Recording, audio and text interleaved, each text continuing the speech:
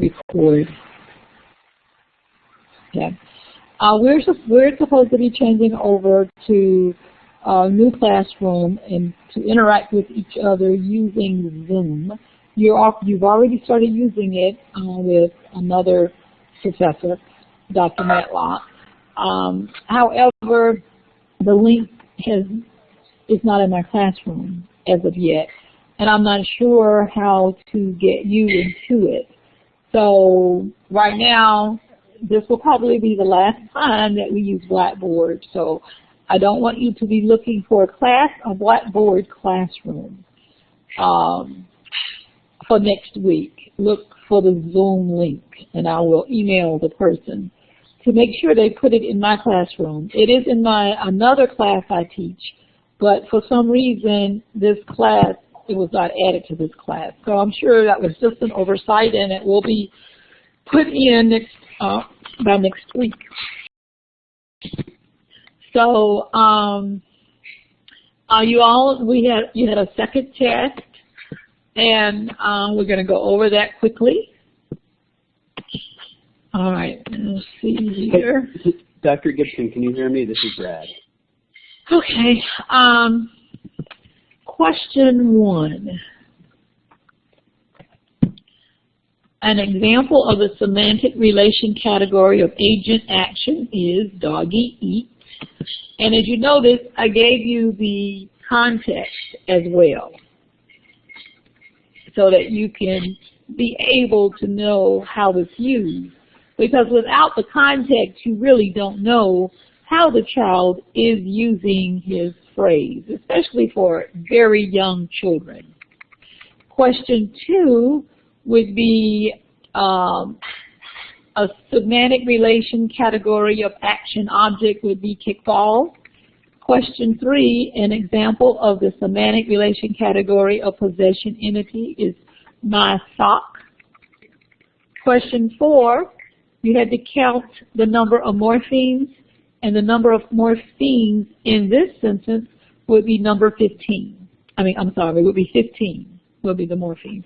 So the number of morphemes versus MLU. You can what? Oh, well, no, I'm sorry, I'm going over the test. So I can't, you can't see the test? You can't see your test? I released it.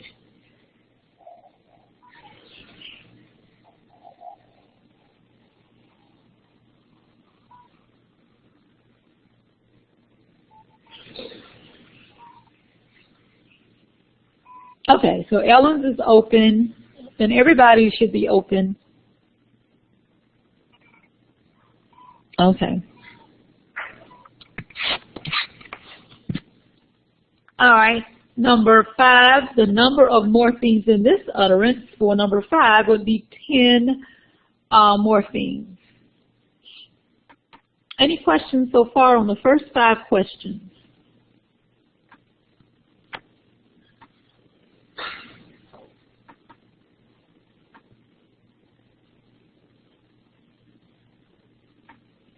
All right. Okay, number 6. Let me see. I don't see anybody. Okay. Number 6. The girl is riding a horse. The grammatical morphemes in this sentence are, there's an article, the, and a. Those are articles. There's an ing word, riding. There is a contractible auxiliary, is. So the question 6 would be A. Question 7, the girl eats milk and cookies. The grammatical morphemes in this sentence are the article, regular third person would be eats, E-A-T-S, and then plural would be cookies. So you see, when you do grammatical morphemes, it's not every part of speech. It's a specific 14 grammatical morphemes. All right, number 8. Piaget believed all of the above, that cognition is responsible for language, that language is just the evidence that cognition is developing, and that the child does develop self-talk. 9, according to Piaget, cognitive development varies because it depends on the biology of the child and how the child interacts with the environment. And that's why you have variation in cognitive development. That, you know, if the environment doesn't embrace curiosity, then the child's interaction with the environment might be more limited than in a household where people allow lots of exploratory play. So then the cognitive development may be different from the other child. Question 10, object permanence is associated with a child achieving words. Question 11, Vygotsky believes that all of the above, that language is the key player, that cognitive development is important for language development, even though language is the key, and children use private speech to guide them. Question 12, learning two languages affects the brain of very young children in a positive way by fostering cognitive flexibility and the use of working memory. Question 12.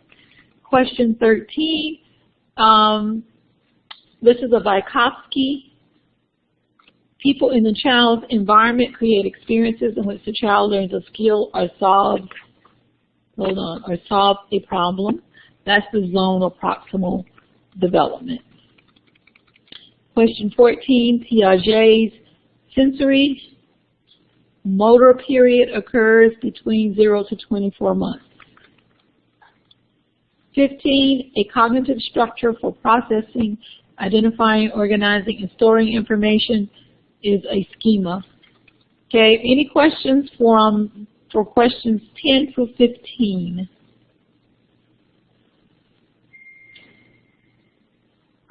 Number 16, new schemas are created for information that does not fit an existing schemata. That would be accommodation. 17, the balance between assimilation and accommodation is equilibrium. 18, the 4 stages of cognitive development would be sensory motor, pre-operational, concrete, and formal. 19, a child sees a toy truck as an object. He recognizes the toy truck in a picture, and then he recognizes it as a word. This is called distancing. 19. 20, process by which the person selects, organizes, integrates sensory stimulation. So sensory stimulation would be perception. 21, each nerve becomes thicker. It is able to carry more signals. It's better insulated. This is called myelination. That's the only one there that has to deal with nerves. 22, choose a bound morpheme. Here, the only bound morpheme would be the one with the dash in front of it. It would be EST. 23, what does an MLU describe? It describes the average length of a child's utterance. MLU is mean length of utterance. The word mean, M-E-A-N, means average. So it's the average length of a child's utterance. Number 24, a child points to a dog and says, dog. Mom says, yes, that is a dog. A child with an MLU of 1.2 uses rising intonation at the end of a statement to ask a question because the child in the first word stage may not have WH question words as part of their vocabulary. Dr. Gibson, I just have a quick question on that. The first one, the child does not have the environmental opportunity to ask questions. That's not true just based on the example. The child is asking a question, and the child's mother is not using motherese, so the child is not paying attention. So here, you don't have any evidence of that in there. So really the only answer that could potentially be Dr. Gibson, can you hear me? Question 25, according to the lecture in an infant-adult interactions, infants,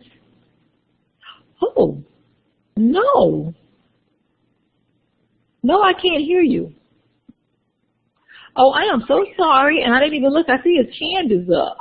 Okay, hold on. Let's see. All right, Bradley. All right, can you hear me now? No, I'm not able to hear you.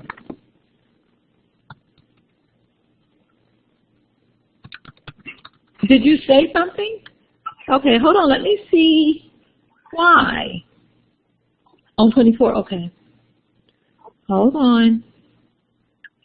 If there's a button, I'm supposed to push. Let's see, let me see if I didn't give you access. Audio permission is on. Well, Bradley, can you write it? Because I don't really know how to. Because most of the time people, if they want to talk, they just ask, can I talk? Hold on, let me see what this one says. There's an X there. That's not it. You have audio permission. Can you hear me? Well,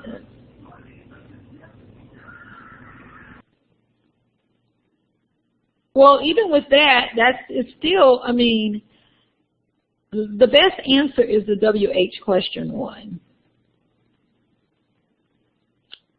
I mean, you can put all kinds of scenarios in there, but you can only deal with the answers I have. The only, I guess you could, I don't know. I'd have to think about that. I mean, you need to go, because you got to learn to pick the best answers within. I don't know. I don't think none of the above would be, only because you're going to have that same problem. Same problem when you take the national exam. You can come up with several scenarios if you're going to add your own kind of hypotheses. But you got to pick what's in there, and you're going to have to decipher it out. Not necessarily. You don't know that. You don't know children respond in a certain way. You don't know that a child would definitely say, what's that? There are many children that might say, dog. I mean, so you can't really say that children will say, what's that? So you have to go with the scenario that I set up, not the scenario that you would prefer it to be. Otherwise, I can't give a test, because then I have all kinds of scenarios and all kinds of answers. Sorry. So anyway, and then not only that, question 24, when I looked at the stats, most of the class got question 24 right. So the questions where most of the class got it wrong, I deleted questions from the test. So then I would have definitely questioned it much more had more people gotten it wrong. But you're going to always have somebody to get something wrong, and so I can't adjust it for every possible scenario. Number 25. According to this lecture, in an infant-adult interaction, infants prefer baby talk over adult talk, according to the lecture. Yes, and there may be some infants who don't prefer adult talk. There may be some infants who prefer music, but I mean, you just can't cover every. Whatever. All right, so what may be a reason why some children adapt easier to the academic rigors of school? According to the lecture, let me see. Hold on. Might be because they're getting ready to take us out of Blackboard, but he's not operating it. High quantity of parental talk during the first 3 years of life is correlated to academic success. 27, framework for speech perception includes the following skills: attention, discrimination, and retrieval among sounds, words, and intonational patterns. And these questions may be easy because basically the answers are just copied, right from the PowerPoint. So I found that most of you did really, really great on the multiple choice. I got a lot of high, 87%. In terms of I could look at the percentage of the class who answered the question correctly for question 27, question 28.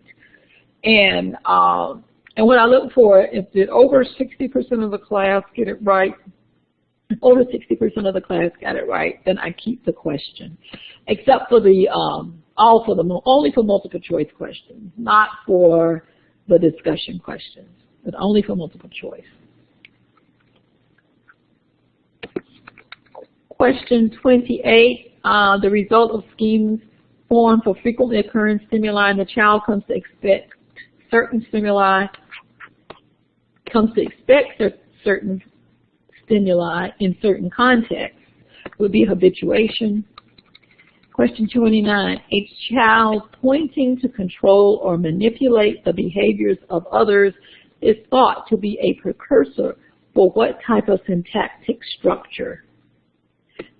Now this one I question, because there were several of you who got this one wrong. Now, in the PowerPoint, it pretty much states it that way. Now, maybe there is a reason why a number of you missed number 29. Because this one I looked at the percentages, and it was so close.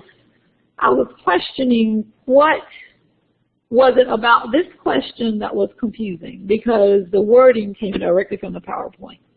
Does anybody who missed it want to tell me what they were thinking? And maybe I can reword it in some way. I don't know. Hello? I guess maybe most of the people who do the talking got it right. Because, let's see. A child pointing to control or manipulate the behaviors. So I don't know. Oh yeah, all right. I don't really quite know what that means. But if it's saying manipulate the behaviors, that is a child trying to make a command. In any context, it doesn't matter the context. They're manipulating, and they're saying that is the precursor for a imperative sentence. Like, stop that, don't do that. Those are precursors for imperatives, telling others what to do. So the words control or manipulate should have been the key words for the context.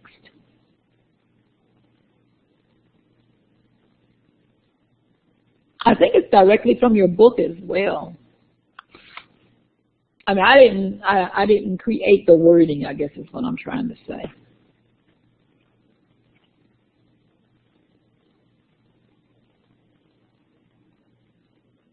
Yeah, but I didn't give you the context. So the context isn't important. It is the wording, the pointing to control.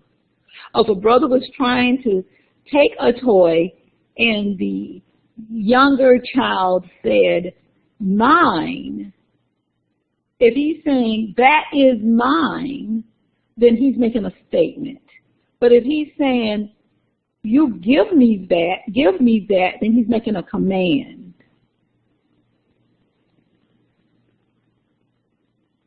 Or stop that, he's making a command to control the behavior. And, these aren't my, these aren't my decisions. These are decisions of the people who wrote, who did the research. All I'm doing is presenting it to you. Yes. So somewhere in your book, it may explain it a little better, but this was the only question. And I'm very proud of that, really. The only multiple choice, the only multiple choice question. Was there one other? There were two I took out, but only because someone reminded me. There were two that I didn't think we had gone over, and so I took them out. Yeah. So these people, these pragmatists, they believe that when children are trying to control the commanding to do certain things, saying just single words like stop or shaking their heads. No, those are gestures, single words, but mostly gesture. I think this is on the gestural development. Just using gestures that are precursors for syntactic structure. So you don't really need to know the context to answer this question. It's not a case study question. It is a memorization definition question under gestures. Question 30. The result of schemes formed for, oh, I did that one. Oh, I must have did it twice. Did I have that one twice? Oh, shucks, I did. Try my best to get rid of those.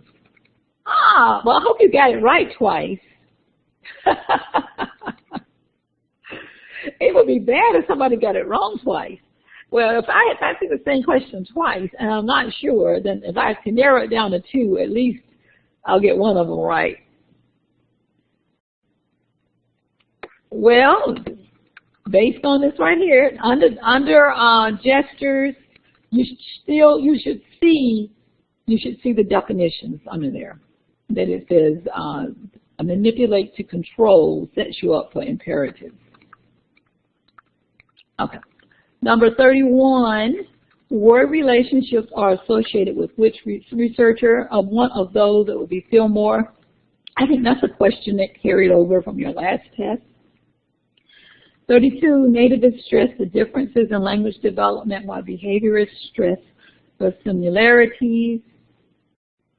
Oh, that's false. It's just reverse. The behaviorists stress differences, and the nativists look for similarities. They look for universals. 33, Chomsky's theory, who is not eating. I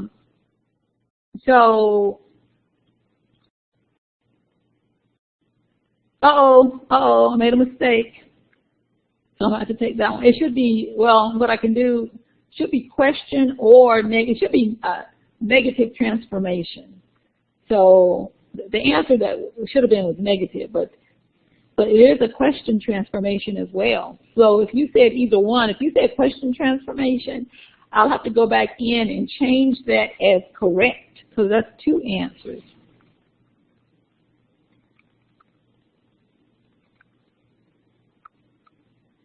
So I'll have to go back through everybody's on that one. What question is that? 33.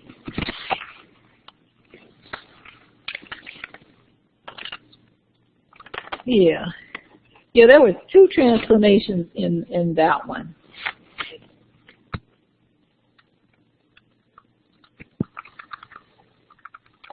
Uh, 34.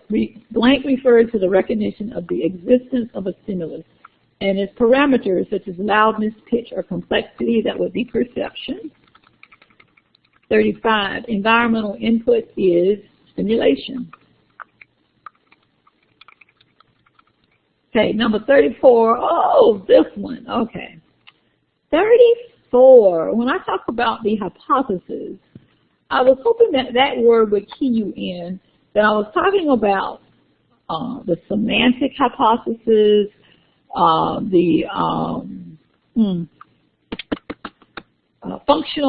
functional hypothesis, the semantic feature hypothesis, the functional hypothesis, and the prototype or prototypical hypothesis. Those were the three hypotheses that we covered in class. So people talked about the imitation hypothesis. They talked about scaffolding, which isn't even a hypothesis. So at any rate, I tried to give you points. I try to give you some points if you just, said something about looking at the features. We talked about the semantic hypothesis looks at the features. So here, the mother is calling the ball red, that is small. So basically the word red, I tried to make it simple. So you have the semantic feature hypothesis, and that's the mother talking about the different features of the ball. And then she said to throw the ball, and that would be your functional hypothesis. And with the functional hypothesis, this is where the child learns the function of objects. And these children pick up verbs really quickly. So they begin to learn that they can throw the ball, they can kick the ball, different things like that. And then I try to give you a hint down here. Now hold on for 1 second.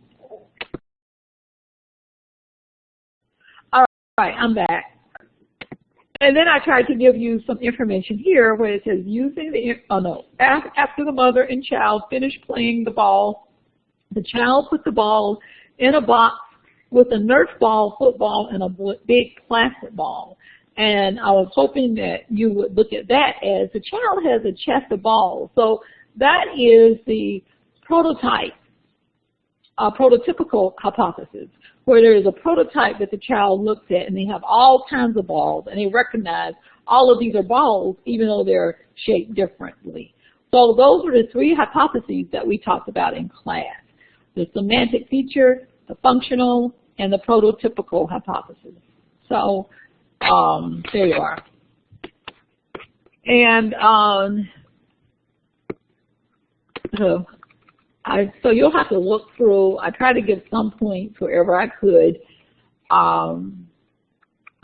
give some points that sounded a little close. Like if you said something about describing the ball, then I think I gave a point for that. If you said something about you know, the function of the object, I tried to give you a point for that, but you didn't get any points for naming the hypothesis. Oh, they did terrible. You did terrible on this question, but I don't get rid of my. I don't think it was an unfair question. And plus, because it wasn't proctored. When it's proctored, then I know. Then I can feel that okay, it could be unfair or whatever. But when it's not proctored, I don't do that because people share. People talk to each other in unproctored tests.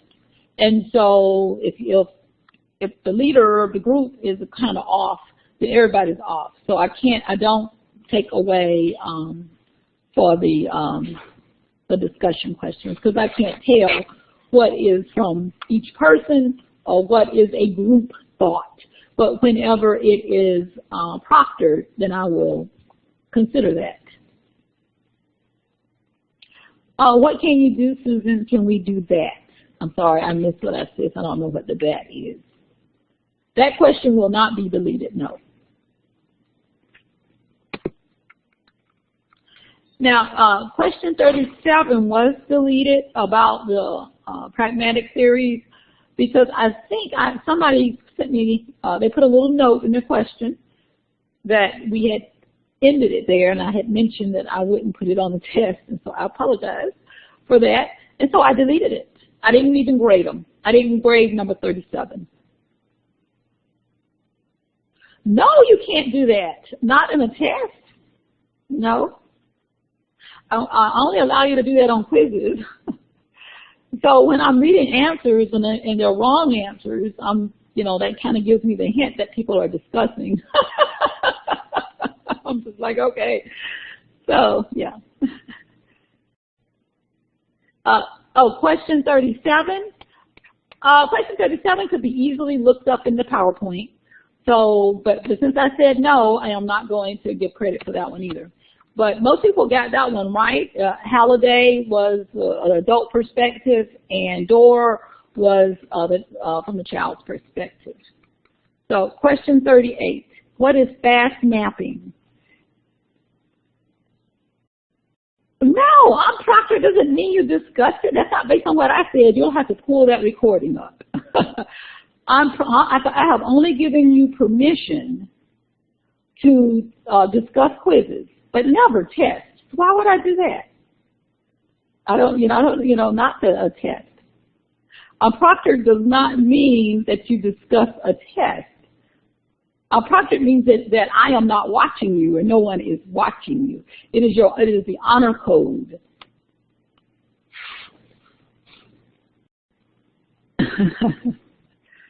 So you'll have to show me evidence on what I said on that one.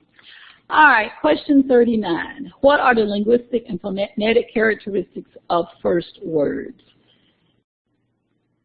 Okay, and then here, primarily the objects, the linguistic characteristics, they would be common objects in the environment.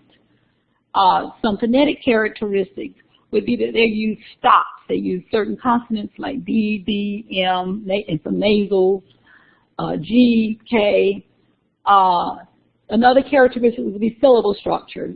CV, consonant vowel, VC, vowel consonant, CVC. Those are characteristics of first words. Some of you said, limited phonetic Inventory. Well, that doesn't give me the characteristics. I'm giving you the word phonetic. So it just, you know, that's just from the PowerPoint, but you didn't explain it. You didn't give me the characteristics. So, you know, you just, I may have been generous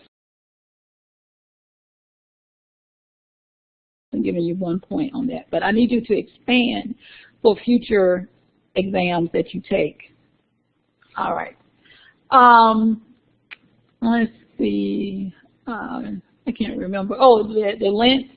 You know, they will have the word. Well, I said that CVVC. So the short length. Usually, you don't have the multisyllabic words.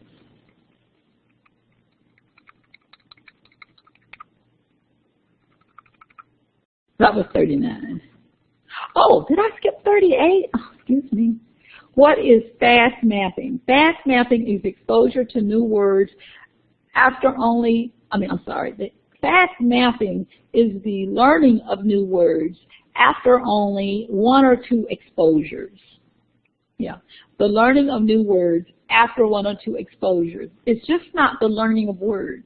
The key on fast mapping is to say after 1 or 2 exposures, or after a limited number of exposures, after quickly, you know, learning the word quickly. Because just learning new words, some kids who have cognitive impairments, they'll eventually learn a new word, but it may take 3 or 4 months. That's not what fast mapping is. So 38 is the learning of new words after limited exposure, or after 1 or 2 exposures. Question 40, the difference between discrimination and identification, and an example. Give me an example of each, which would be 2 points. The discrimination is the ability to recognize differences. And I do like the word differences. I don't like it if you say discrimination is the ability to discriminate. All right, I know that. So, and an example of discrimination, you know, is learning to tell the difference between, I think a lot of you gave the examples, the difference between a dog and a cat. You know, that they can recognize that there are differences between those 2 animals and call them different things. Identification is the ability to use stored information to make a determination that that is a dog. So, and a lot of you gave the examples of if the mother, if a child is pointing to a picture and they say dog, then they are identifying that it is a dog. So I think most of you, question 40, most of you got that one right and got all of your points for question 40.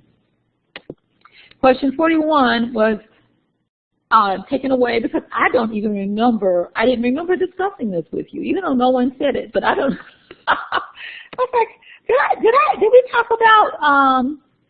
we talk about comprehension being easier than production in this class? Oh, okay. I said, I don't remember discussing it. So I deleted it. I didn't even grade it. I just deleted it. So it will be probably answer. That's all right. It'll probably be in the next test. And then we go to the 42, question 42. Why is the motor strip of the frontal lobe important for language development, especially expressive language development? And so at some point people got your 2 points back. Your answers were great on this one. And we talked about the frontal lobe being the part of the brain, parts of the frontal lobe controlling motor movement of the articulators, which you will need the speech in order to put the language, to put the words together and create your sentences. So you really need that, the movement of the articulators. So I believe 90% of the class got that question correct. So that was good, you know. Also, just so people aren't confused, when you take a test, you're not to use any of your notes, because then I don't need to put it in lockdown browser. You know, it's an honor system, and so you're not to use your notes, you're not to go to your PowerPoint. It's not an open book test. you're supposed to do the honor system in taking a test online, unless you have had specific instructions, which I did not give you, that you can have and open your books for tests. You know, I do allow you to do that for quizzes, but not for tests. And tests and quizzes, you know, all you have to do is achieve a 70, whereas the tests are actually part of your bigger grade. So just so that for the next test coming up, that you will recognize that. And plus, I will grade a little harsher if I see similarities, especially if the answer is wrong, within the answers. So, I mean, they can be similar, but they shouldn't be word for word. I mean, because there's only one answer, so things have to be similar. But it should be your own work.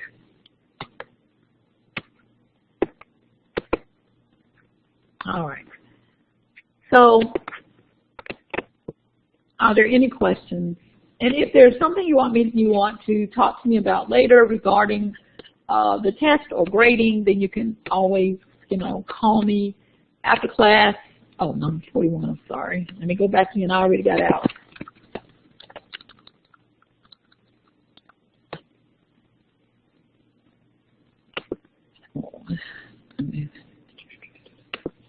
Was that one I skipped, 41? Oh, we'll talk. I think we're discussing it tonight, as a matter of fact. And what was it? Well, I didn't grade it. I didn't grade it at all. When I looked at it, I said, I don't remember talking about it. So I didn't even bother to look at them.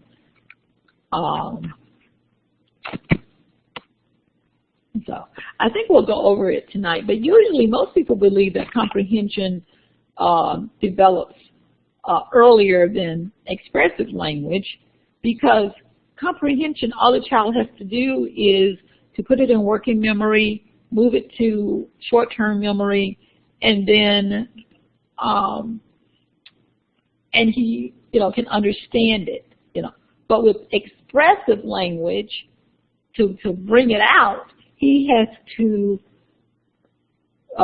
understand it in working memory, then transfer it to short-term memory and long-term memory. But then he has the additional job in retrieving it. He has to retrieve it in order to express it. So it has to be retrieved, and then it has to be articulated. So there are extra steps with the expressive part over the receptive. So people believe that the comprehension is more advanced than the expressive language, especially at the beginning. What's the answer to that? All righty. So I think that we left off on some pragmatic functions. At least this is where I marked and added to the new PowerPoint. So tonight we're going to go over, finish up where we left off the last time. And then I have here talking about, it says tables for early semantics and grammar. And then lecture 7, semantic syntactic relations. And then lecture 7, after lecture 7, finishing up lecture 7, building blocks of speech. At syntactical development, hold on. Oh, it won't do that, will it? I gotta do it this way. Hold on. And make sure I have the right slide. Oh! I didn't stop here at semantic, right here. Oh, shucks, that's where I'm starting. Alrighty, well, I'll see if we have time, so I'll have to go back and pull those few slides. I may not have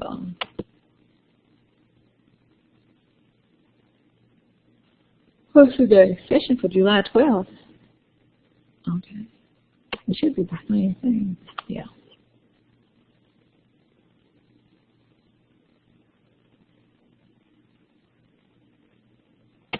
Okay, hold on.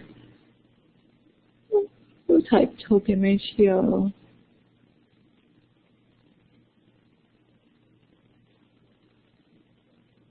Let me try this. Let me see where.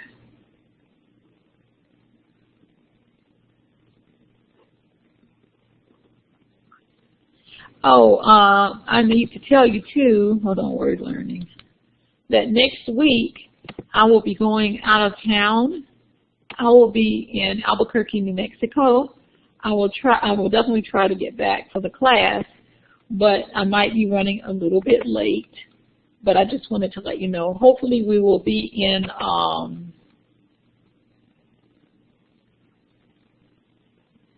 shucks.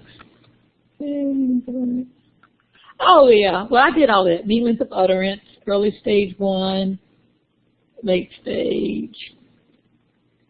Okay.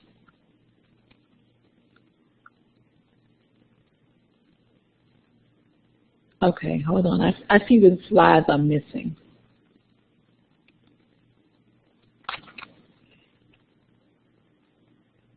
Right, we didn't cover that. That's what I'm saying.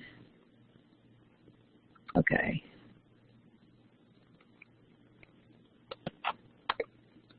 Hold on, I got to create a PowerPoint. Okay, then we covered this.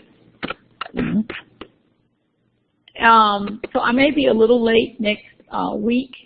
Hopefully they will have, they'll have the link in so that we will be in the correct place.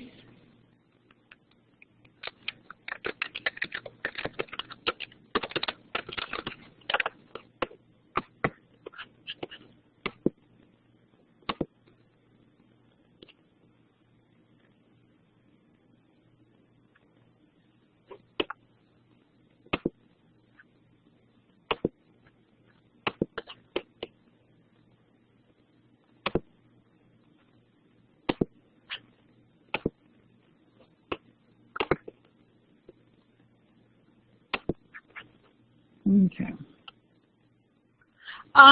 Yes, but it's a different kind. I didn't have time to put it in. It's a different kind of quiz. It is a quiz where you can work together, and you don't have to finish it tonight. So I don't have the time in there yet because Zoom sent me a message, and I didn't quite know how to handle that because Zoom there was not a link in the classroom. And so it threw me off, and I wasn't able to finish the quiz. But we're going to talk about that. But this quiz is one where you can work as a group. I'm trying to get you as many quizzes as possible so that you can drop 1 or 2. Right. Next week, I may have to start class at 5:30 or 6, but I'll send you an email instead of 5 o'clock. I may be getting off the plane. That's what I'm saying. I may, and I have to run to New Mexico.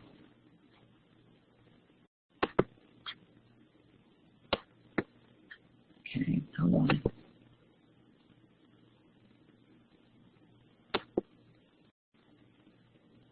All right, so this is kind of where we stopped before. We went over these kinds of things, right? And Nelson. Didn't we do this? We didn't do syntactical development. Well, this you should know because we went over this when we talked about MLUs earlier. So I'm not going to go over that because that has been done, and we've talked about MLU calculations. I'm not going over that. So I'm going to start right here at early stage 1. Well, before I do that, I do want to ask you, how are you coming on your language samples? How are your language samples coming along? if you finish them, that's fine. You can turn it in early. Are there any questions on the language sample? Oh, you got to be kidding. I thought I had finished all of those. So if for some reason yours came in later, or I ask you to redo it, please, don't wait. Please contact me, because I don't get a notification when you send it back in. I mean, I don't know how quickly you sent them back in. They don't notify me that there's a new one in this. So,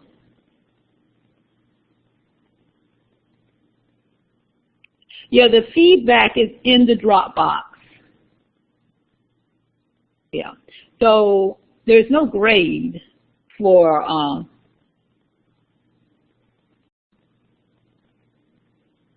hold on. Oh, no, they're in Dropbox. That's how you know. You have to go to, I'm so sorry, you have to go to Dropbox. I'm used to people already knowing how to do the system. So you go to the Dropbox where you put it in, and under there you will see feedback, and under the feedback I have put approved. So are you not going to contact me? Or you just going to wait until it's time before you say anything?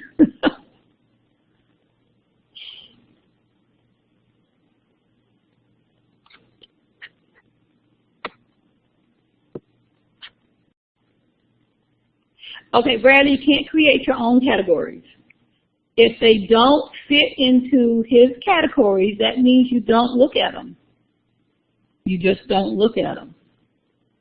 You only do the 14 categories that Brown developed. So if they don't fit, then that means maybe you just don't have to look at them. You know what I'm saying? Unless you're saying that you don't know that this is a copula, that you don't know that this is an auxiliary. But you can't change Brown's grammatical morphemes. You can't make them 15. Okay.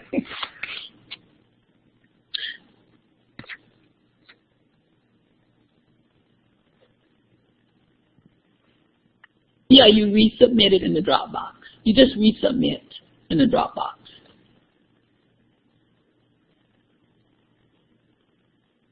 The only contractions that they're interested in, they're only interested in B words. It's not MLU. Grammatical morphemes are different from MLU. They're only interested in isn't, wasn't, the B verbs. Is, are, is and are, was and were. Those are the auxiliary words in the copulas.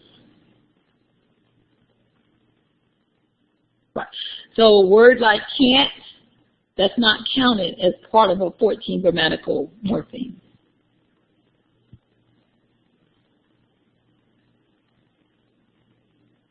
Not don't either. I'm trying to think of the grammatical morphemes, because don't is harder. Let's see, going on down.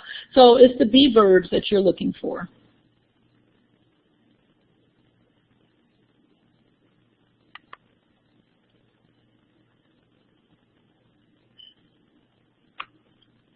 Hold on, let's see. Let me get my book. I got to make sure, but I'm pretty sure it's not.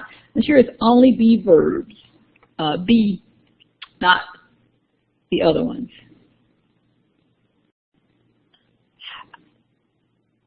Well, no, I don't know. There are no grammatical morphemes in I don't know.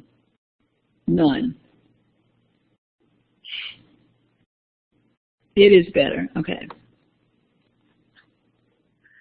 So look at the examples of the grammatical morphemes, and you only do those. You don't do all verbs.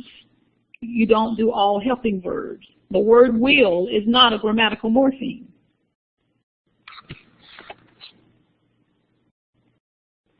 Okay. All right. So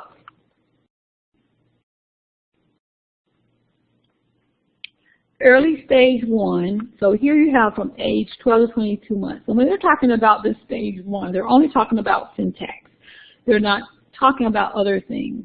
So early stage 1, you have an MLU of 1.0 to 1.5, and you can see it goes to 12, starts at 12 months. Now, let me tell you what's interesting, is that it goes all the way to 22 months. 22 months. It's almost 2 years. And this child isn't speaking two-word utterances. Almost 2 years, and is not speaking two-word utterances because he has an MLU of 1.5. And these children that the researchers looked at for the MLU, they looked at normal kids.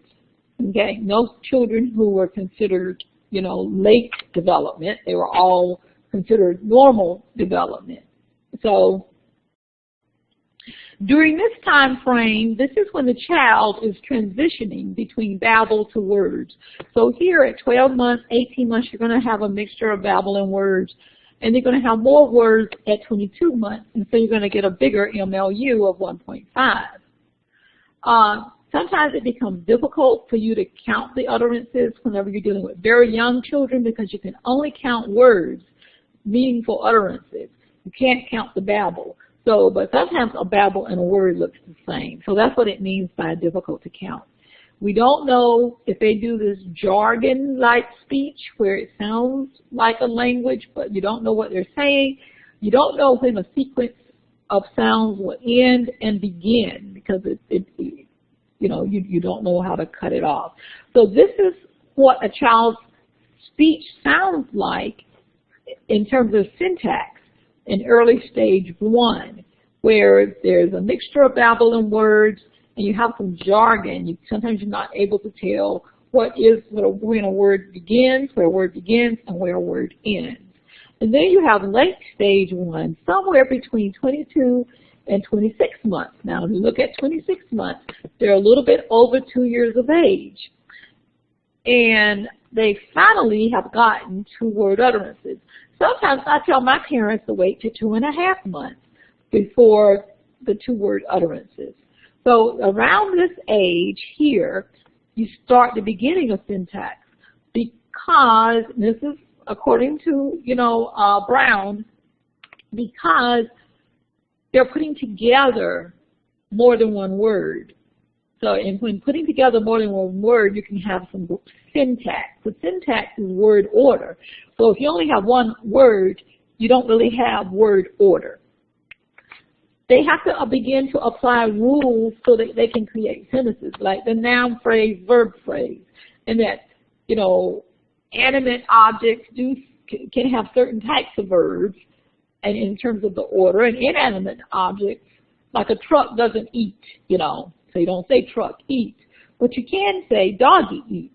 So kids begin to even learn those kinds of rules and words of what's appropriate.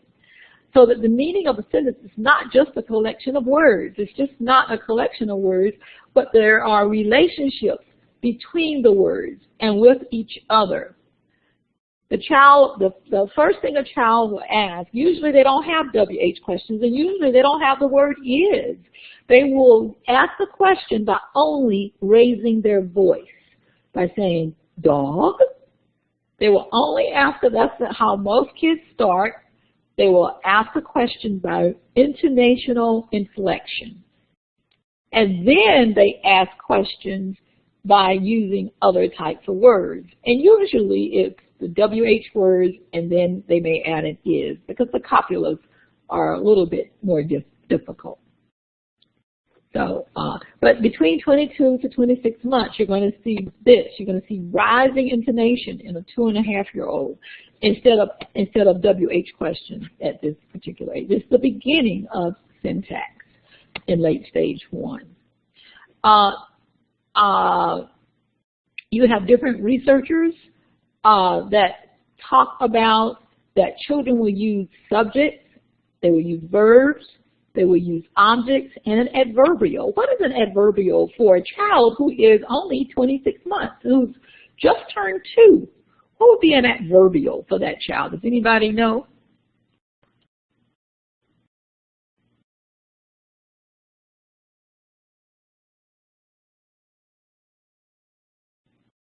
Anybody? Let's see.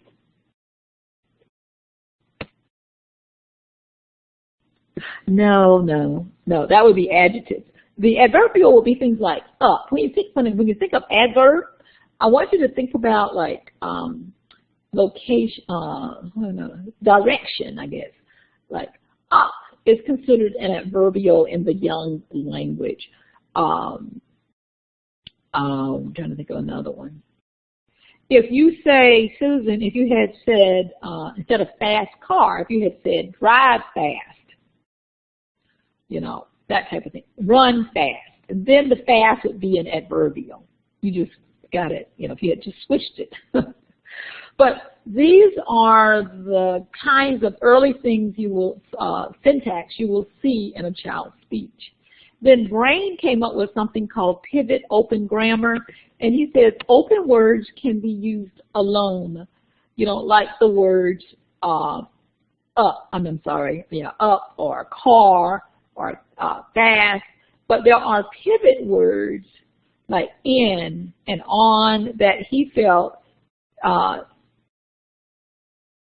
like A and B, little pivot words, or if you're trying to describe something as fast, that cannot be used alone, but must be used in the first or second position of sentences. So he called his pivot open grammar. And let me tell you that none of the theories are perfect. What happens is somebody comes up with an idea, and then it becomes the basis of other ideas. So you can disagree. I mean, people disagree. This is 1963.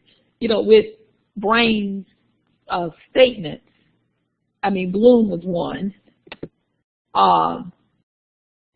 You can disagree with it, but then you got to come up with another theory, which Bloom did, and then in that theory you have to show evidence. You got to actually watch a group of children and follow them extensively and use the correct research techniques to be able to refute something. So research goes on all the time. And speech pathologists, those of you who will work with children, you are in the perfect position to become a researcher because you're right there interacting with the child. And in the graduate program, all graduate programs now require that a master's level speech pathologist take a research course to give you at least the basic skills of collecting data so that it can be used in a way that supports or not support a theory. So Bloom and Leahy said, no, it's just not about grammar. So once again, you know, Brain, you know, he's coming a little bit from the Chomsky era. He's not talking about the lad though, but he's pretty much saying, you know, it's grammar only. So you got these grammar words that can stand alone, and then you have these other words, these pivot words that need the bigger words that need the nouns, the little words that need the nouns. So Bloom says no, and says there are semantic, syntactic rules. And I can tell you that Bloom and Brown are the two people that most speech pathologists, if they're going to do a language sample, these are the people they talk about, Bloom and Brown. They do not talk that much about Chomsky other than historical. They don't talk about Brain at all. No one does this, the pivot open grammar. That's why I don't give it a lot of space. But Bloom and Leahy and Brown, they developed a chart of semantic relations. And these semantic relations are ideas that you can find in test booklets today. And there are charts based on Bloom and Leahy's work and Brown's work. So Bloom and Leahy came after Brown. Oh, excuse me. Oh, but Brown is definitely the bigger name. And Bloom also. Well, Bloom and Leahy have a textbook that we used to use. That used to be the standard textbook for premier speech pathology programs. Oh, but not as much now. So what are these semantic relations? We have a demonstrative and an entity.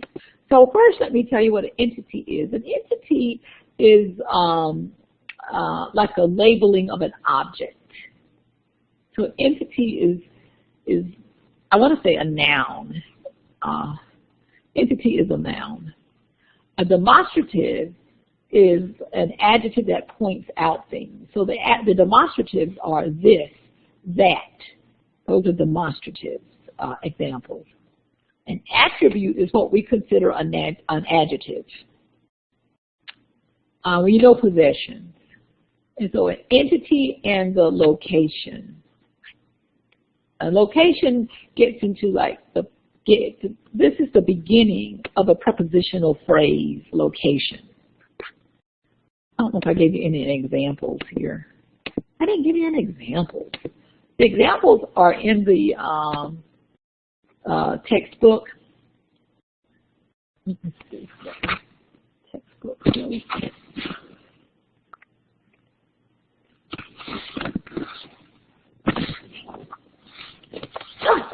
All last night I used that textbook because my computer was too hot on my legs. And now I can't find it. Hold on for 1 second. Oh, here it is.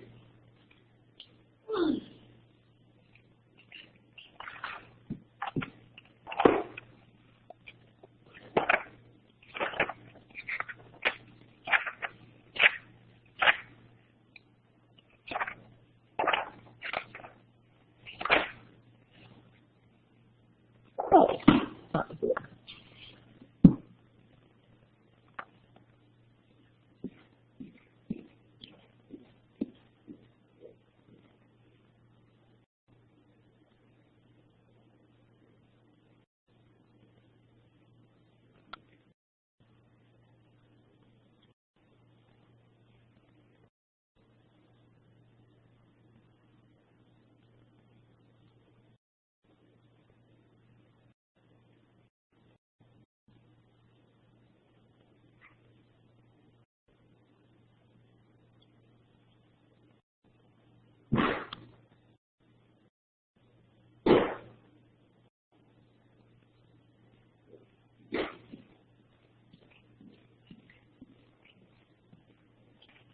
All right, I'm back.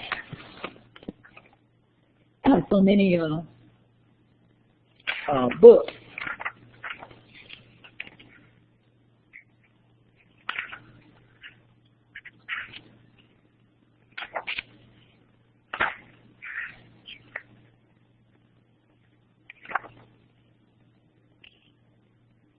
Okay.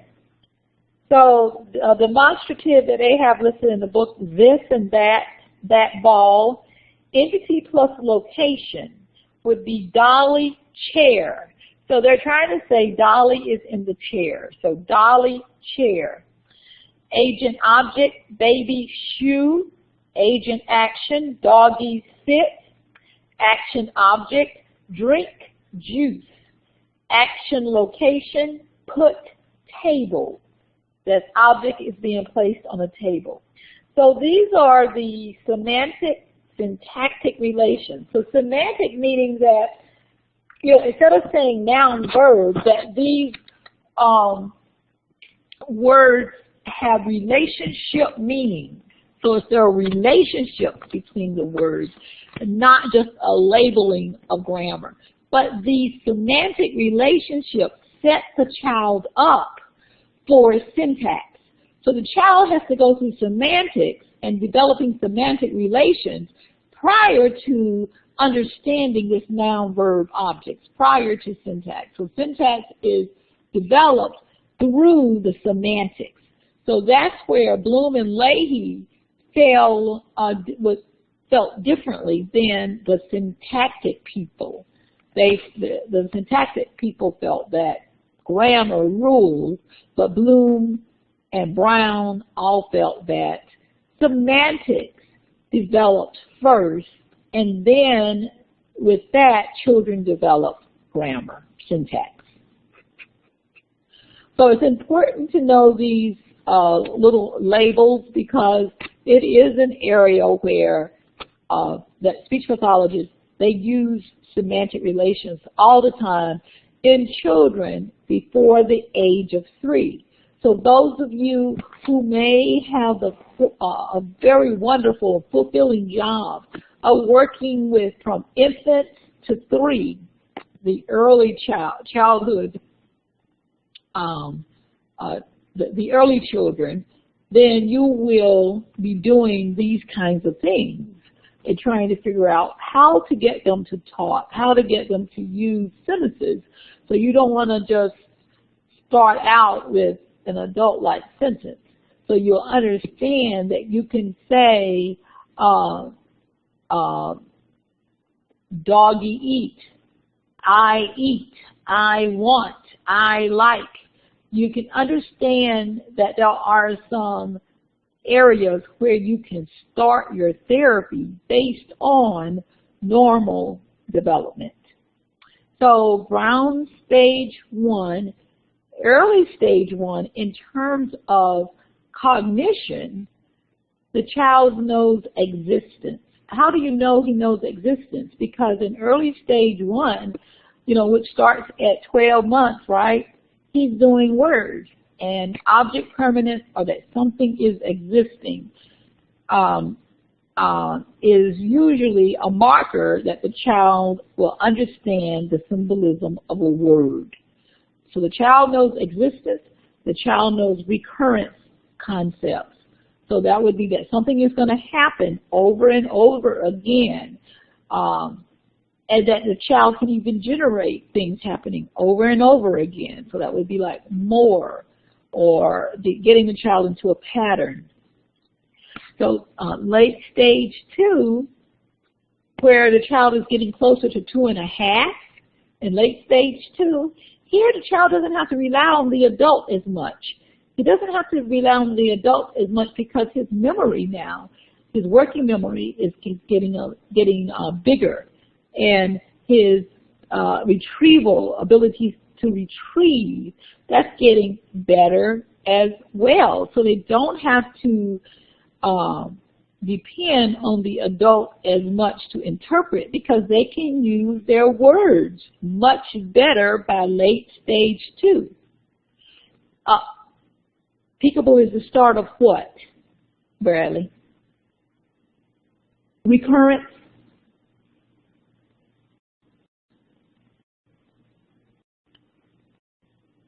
Oh, well, that's one way to teach the child. But when you first start peekaboo before they're 12 months, it's a playful. People use it mainly for just playing with the child and interacting with the child, and they do different sounds, getting the child to imitate and interact.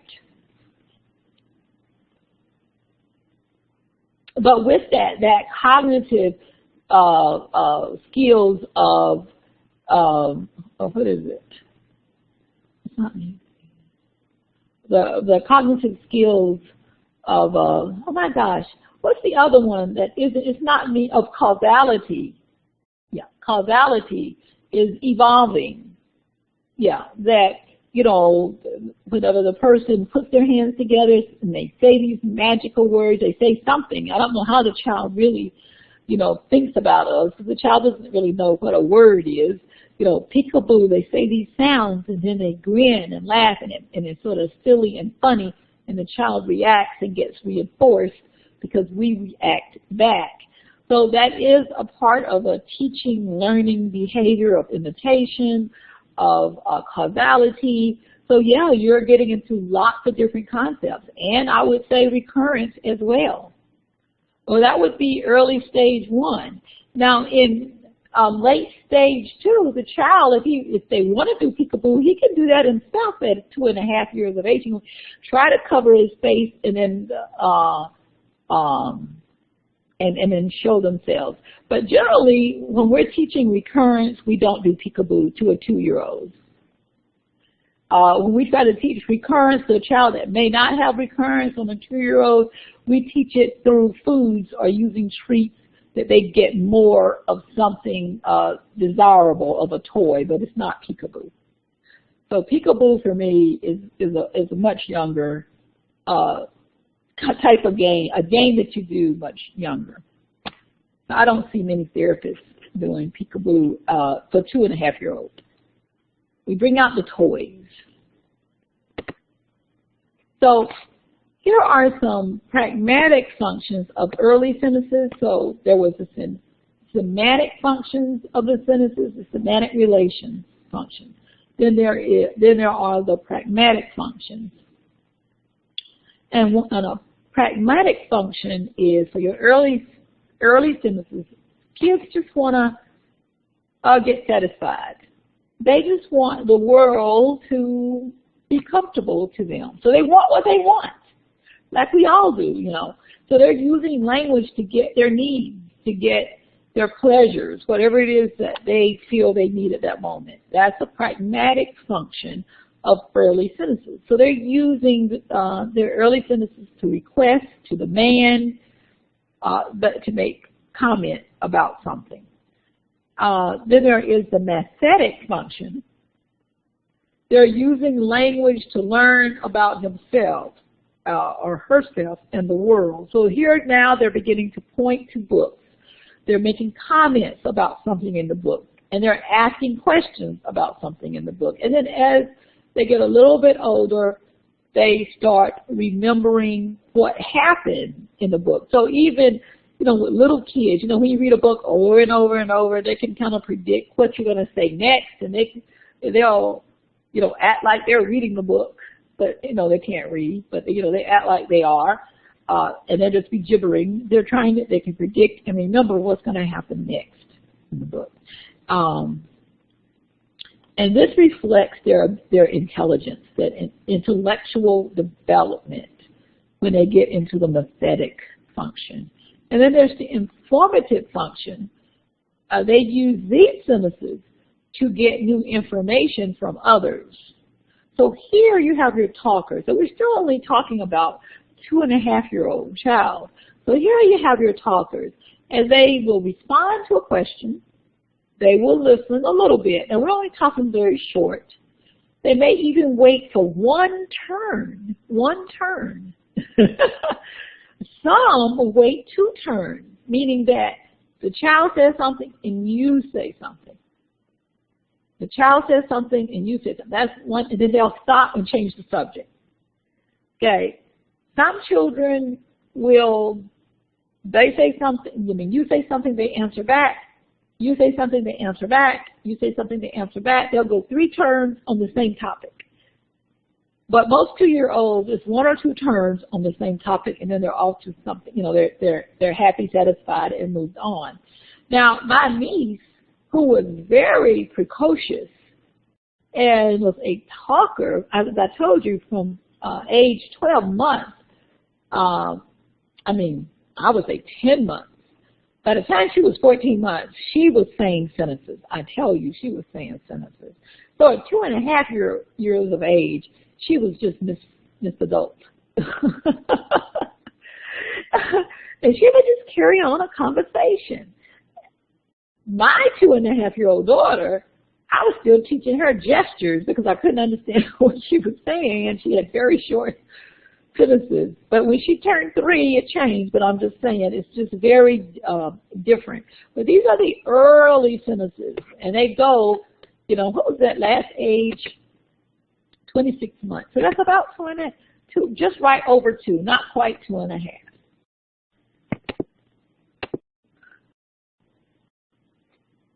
Okay, so pragmatics, this is the way your book has it divided up. So I just sort of followed the book. I don't really like this book, but it's the book that was, you know, given to me, and I've been using it. And there is a book that many programs use for prerequisite or undergraduate courses. So just a little bit on pragmatics. It's just touching on every little aspect: semantics, syntax, and pragmatics. Okay, Halliday indicated that children express 4 communicative intentions prior to words. 4.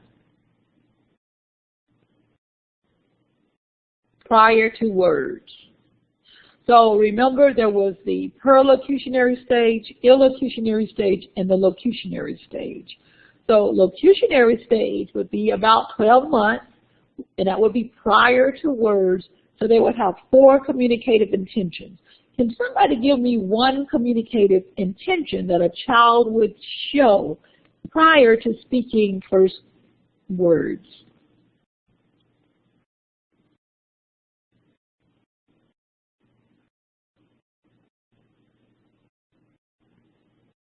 Well, pointing is an action. What is a communication intention? The intent would be something that you're meaning to do. An intent is your motive. So what is the child's motive? No, that's just movement.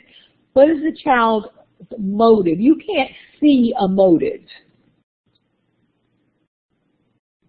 Okay, so when he's pointing, what is he asking? What is pointing? If he's pointing to something, it could be, okay, so a motive, stop, to say stop. So there he is commanding. So his motive is to demand. That's a motive. Another motive, when he's pointing to a cup and he's thirsty, because you have the context, that is very good, wanting something. That is requesting. These happen very, very early. Even crying, the motive for crying could be requesting, or it could be commanding, pick me up, pick me up. You know, there are, what he's saying is that they do have motives or intentions to communicate. They want to communicate with their caretakers.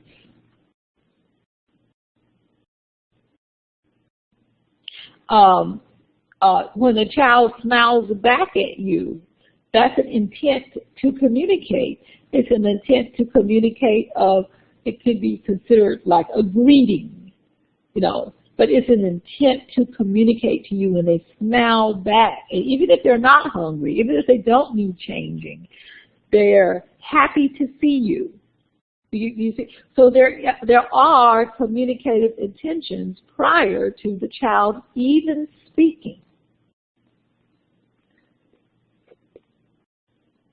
Halliday indicated that children express at least 7 communicative intentions during the locutionary stage. So now that they've learned to do words, locution means words.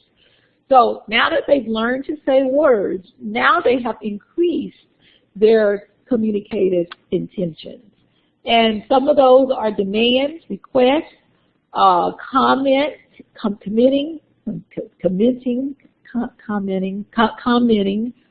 I'm sorry.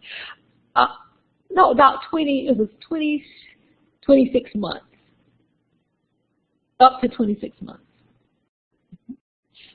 At the locutionary stage, though, it happens at 12 months on average for most kids. So during this locutionary stage, when they're saying their first words, up until they get about 2 words, which happens around 26 months, they have communicative intentions, at least 7 according to Halliday. Because it's an undergraduate class, you know, I would only ask for the basic intentions. Oh, do I have them in here somewhere? Hold on. Oh, there they are. Okay, so we'll go through those. But I won't ask you, you know, I'll let you know what I'll ask you in a minute. But these are just some bullets from your book. At the 2-word stage, so now we're getting past 26 months, we're going to, you know, 27 and up. the children now understands that communication is a two-way process, that you're going to have more of that turn-taking kind of thing. Okay? So the reason they bring all of this up, because what the authors are saying, they're saying that the stages that were set by Brown correlate very well. These syntactic stages, these are syntactic stages set by Brown, correlate very well to Bloom and Leahy's semantic, syntactic rules. So what's happening here at the late stage at MLU with Brown is very similar to what's happening with the semantic stages as well. They're following the same path. And the same thing is happening with pragmatics as well, that they are all happening simultaneously. So the thing about language development is when we studied it as separate components. But that wasn't the best way to study it. That was a good way to study it because it's very difficult to study it. You know, the whole thing is too complex, so people had to pull out components. But as a speech pathologist, we have to look at each component and pull it all together. So we have to look at the syntax, we have to look at the semantics, we have to look at the pragmatics, and pull it all together. Okay? So, all right, so here are some tables. So here are your grammatical morphemes that you will become very familiar with because of what you are doing. And here, these auxiliaries that they're talking about are the B auxiliaries. Unless I'm going to look it up to make sure that I'm right about the auxiliaries. Because it's very easy to get the MLU rules mixed up with the grammatical morphemes. Okay. Oh, I want you to pay attention to this, and I'm not going to ask you this about age range of mastery, but just so that when you're looking at charts, you kind of know what it means. So here they're saying present progressive. You see, this is the earliest one. So you're going to see ing in your child's speech early. Ing, you're going to see ing before you see is, before you see prepositions, before you see possession. You're going to see ing very early. You can see here 19 months. Mastery, 19 months. It's not even 2. And they can do ing. So 19 months, mastery. See, this is age of mastery, not age of emergence. What does mastery mean? For most researchers, it means, and I think for Brown, he used a 90% that he had to see ing 90% of the time, use 90% of the time in this child's language sample, whoever was 19 months. He had to see it 90% of the time. So now I do want you to know there are not many children. This is not based on a bunch of children. Brown, I think Brown, when Brown originally did it, it was maybe 9 children or 7 children because it was extensive diary.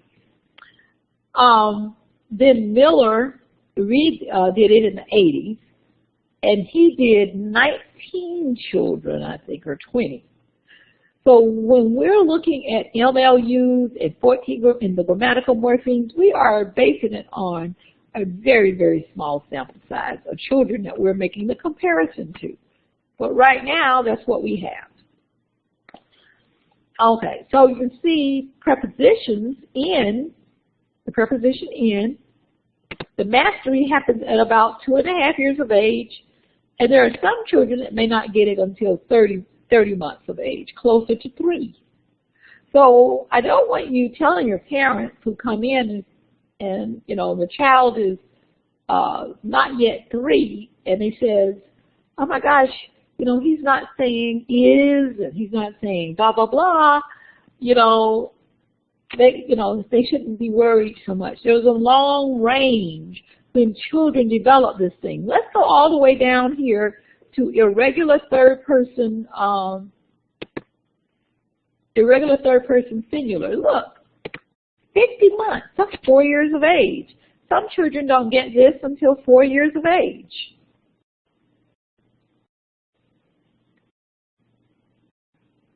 Okay.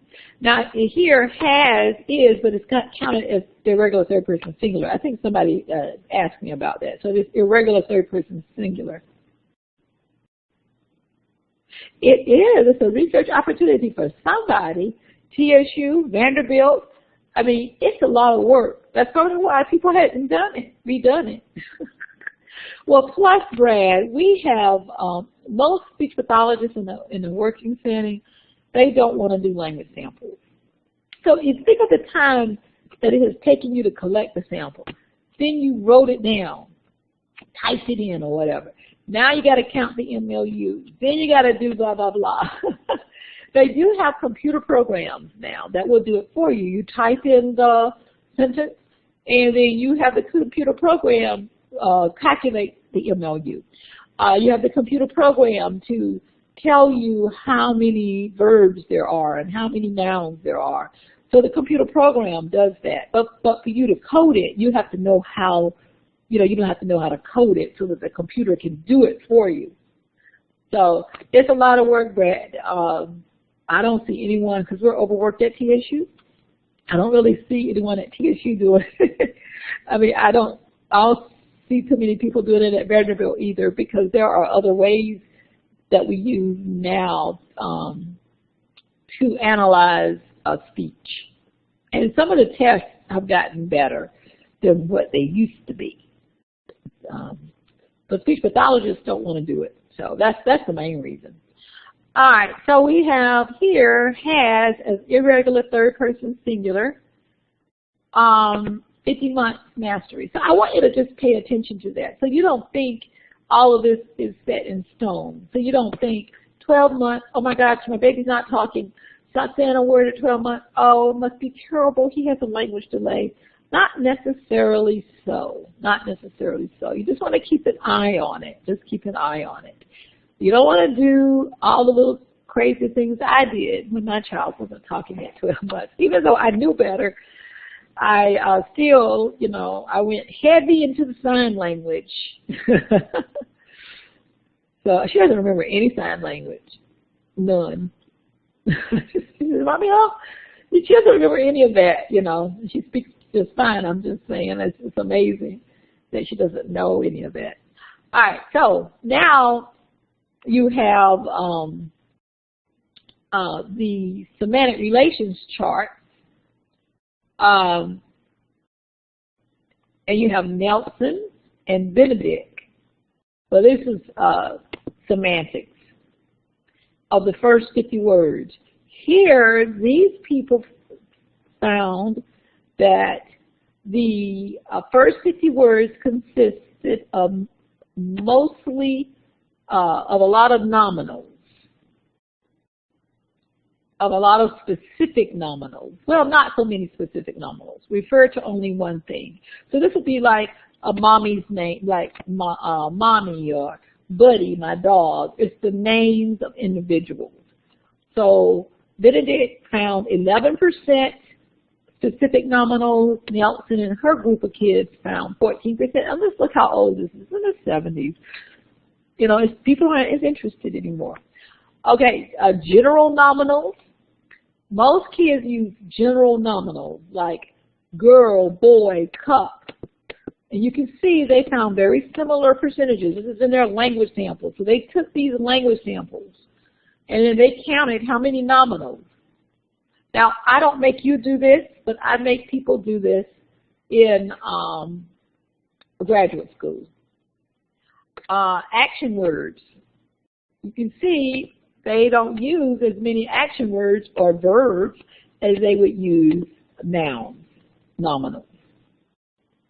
And so that just gives you an idea of the kinds of words that your child, that a very young child would use his first 50 words are so important. At least that's what they found. Once they get to 50 words, guess what happens? It's like an explosion occurs. It's like the number of words they begin to use and know, quadruples, whatever, you know, it's just a big explosion after the first 50 words. Now, how does this help you knowing that if you're a speech pathologist, how does this help you knowing that children use mostly general nominals, okay, and then the next thing they use are action words. They also like personal social words like no and please. How does this help you as a speech pathologist looking at this research about the categories of the first 50 words? If a child comes into you and that child is basically nonverbal, how does that help you? Looking at these charts, being in this class.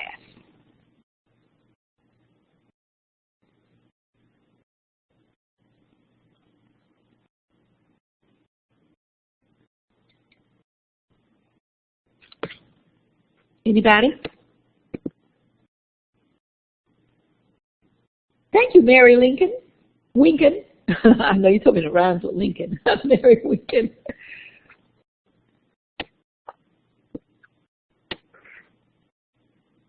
And I see Colleen is writing something. That's right. It helps you. It helps you, especially if you're going to go from a developmental perspective.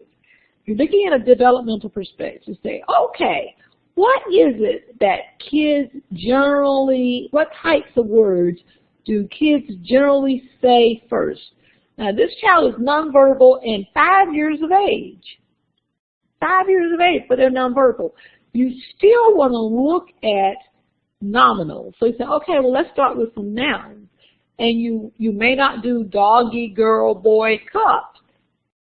You may. It depends. You ask for nominals that are in their environment. What are the common nominals? So you have to work with the parents when they're when they are nonverbal and they have the capabilities for speaking or for augmentative communication board.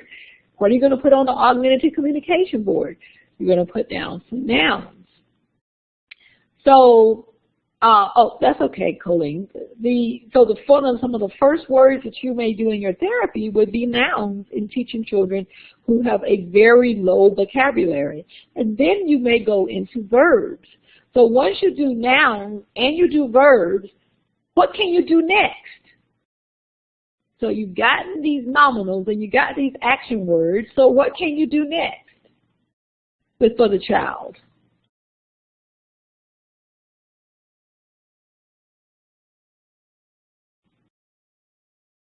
Anyone? You can work on putting them together. Yes. And then, of course, yes, you can add the adjectives. But once you get some nouns and some verbs, then you can go to Chomsky's idea. Okay, now I got my noun, phrase, verb phrase. Let's see if we can put them together. Because you want the child to move as quickly as possible to being a good communicator.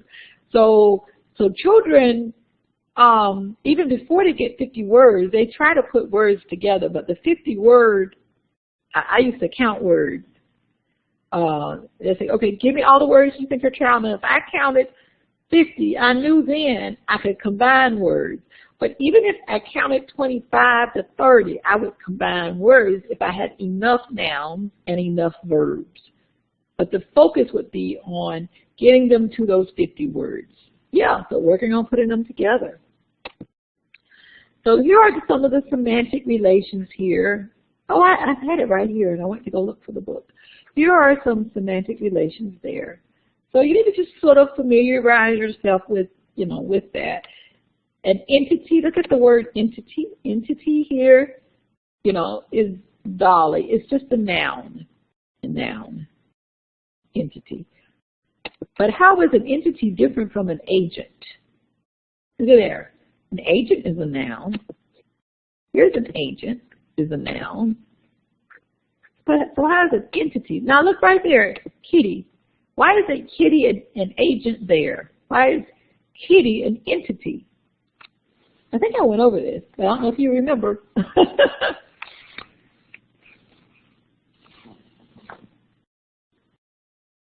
Okay, entity plus attribute, kitty nice. So here, kitty nice, kitty is an entity. Doggy, doggy sit. Doggy is an agent. That's right, because the very good, Kristen, because the kitty is being labeled as nice. That's right, it's because she is labeling the kitty. Well, why is doggy an agent then?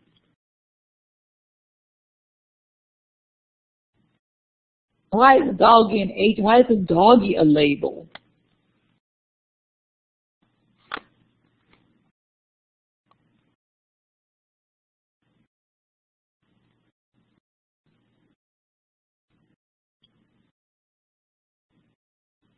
That's right, because the doggy is actually committing an action, and he's actually doing something. So if you notice and so right here, baby shoe. So what do you think the context, since this has been labeled as agent, so what do you think the context is for baby shoe then?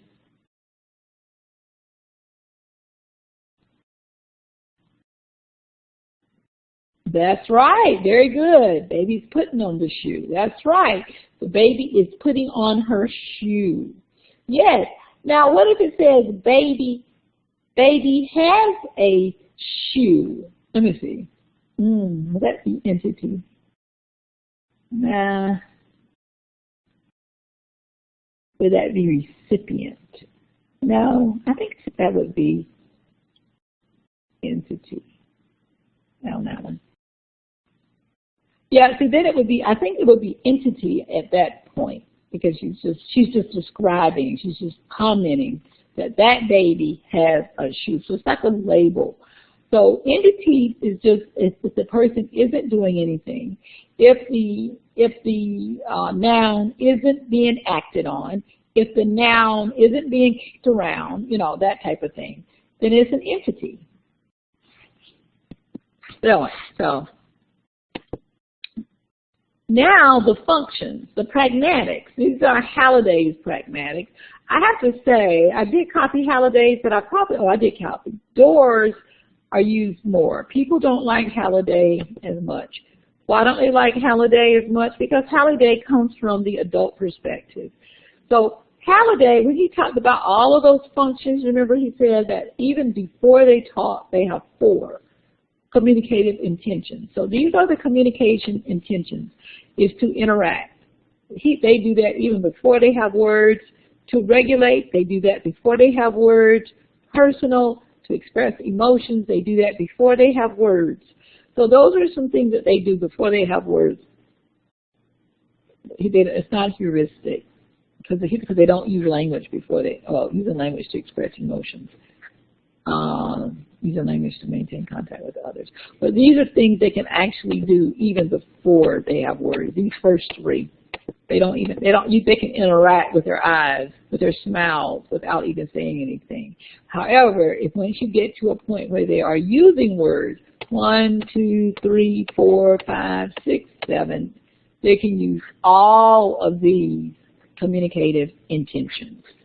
So, child says mama while mother is in the room. Use language to maintain contact with others. Okay, but let's look at door. Door is the one that I see a lot when I'm looking at reports. Door comes from the child's perspective. So door is labeling. The child is labeling by identifying an object. The child is answering a question. He's requesting an action. He's requesting an answer.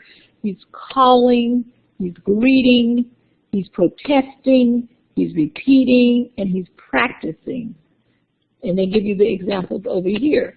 So these are some of Door's speech acts. And we used to use these. How is this important? How is this important?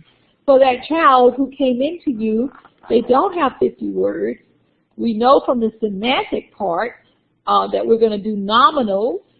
And then once they get to a certain point, we're going to do some action. Then we're going to put it together. Now, when we put it together, we're going to do semantic relations. So now that we have some nominals and we have actions, we're going to do some agent action. We're going to do some action object. That's how we're going to decide how we're going to put the words together. Now we have to decide how we want the child to use those words. What do we want the child to do? So here it helps us in, do we want to teach the child greetings? Hi, bye, daddy, teach them more names. Do we want to teach the child to request an action?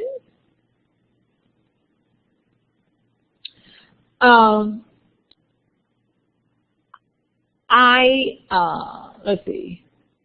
I want ball, kick ball. Do we want the child to label? We show them a picture and they say car. Or they, we read them a book and encourage them to point as we name. So we can pick out these speech acts that we want to teach. Pick out a speech act we want them to label.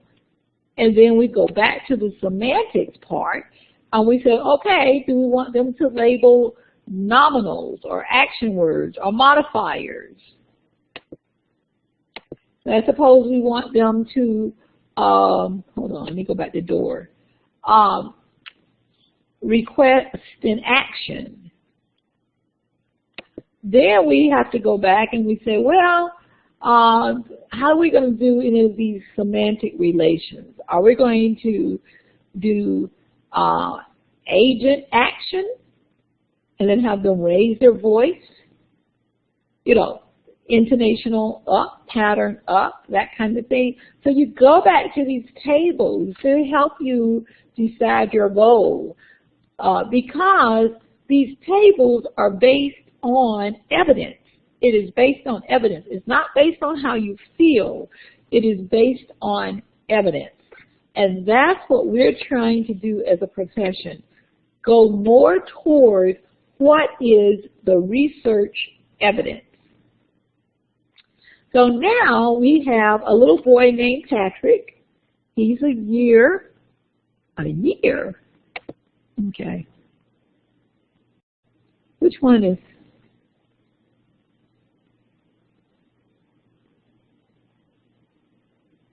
So here is Kay. Kay is asking the question. So here Kay says, Patrick, what do you have? And I guess he didn't say anything. She says, where's Doggy? You like those grapes? Where's Doggy? What kind of conversation is this? And so Patrick says, Doggy. I'm sorry, Bradley. You're going to have to go back because I moved forward. Doggy. He just says one word, Doggy. And according to Doors, Patrick is interacting. Okay? Oh, excuse me. Is that Door? That must not be Door. It must be Halliday. According to Halliday, he is interacting. So interacting using language to maintain contact with others. So you would go back to your definition, you would look at the conversation, and you would decide. I would just say Halliday right up here. They also did Door as well. Let's see. Oh, CF. Hold on.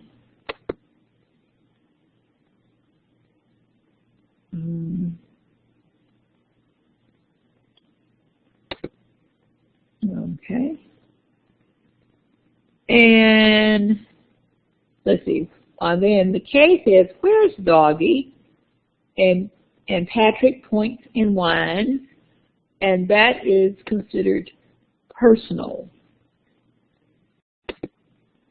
And personal, let me get to the thing. Personal is expressing emotions or interests. So what you want to see is this. You want to see, can the child, based on your interpretation, because that's Halliday's. Halliday's is based on what your interpretation of what he's doing, and Door is looking at actually what the child actually did. Let's see. personal. You want to see how many does he have. He has interaction, he's personal, he's instrumental, he's labeling, and he's answering. So he has 1, 2, 3, 4, 5. So he has 5. At 1 year of age, he has 5 communication intents. That's pretty good. Oh, a labeling is door. PSA. So that's pretty good. All right, so that's it. Now we're on the next one. Bradley,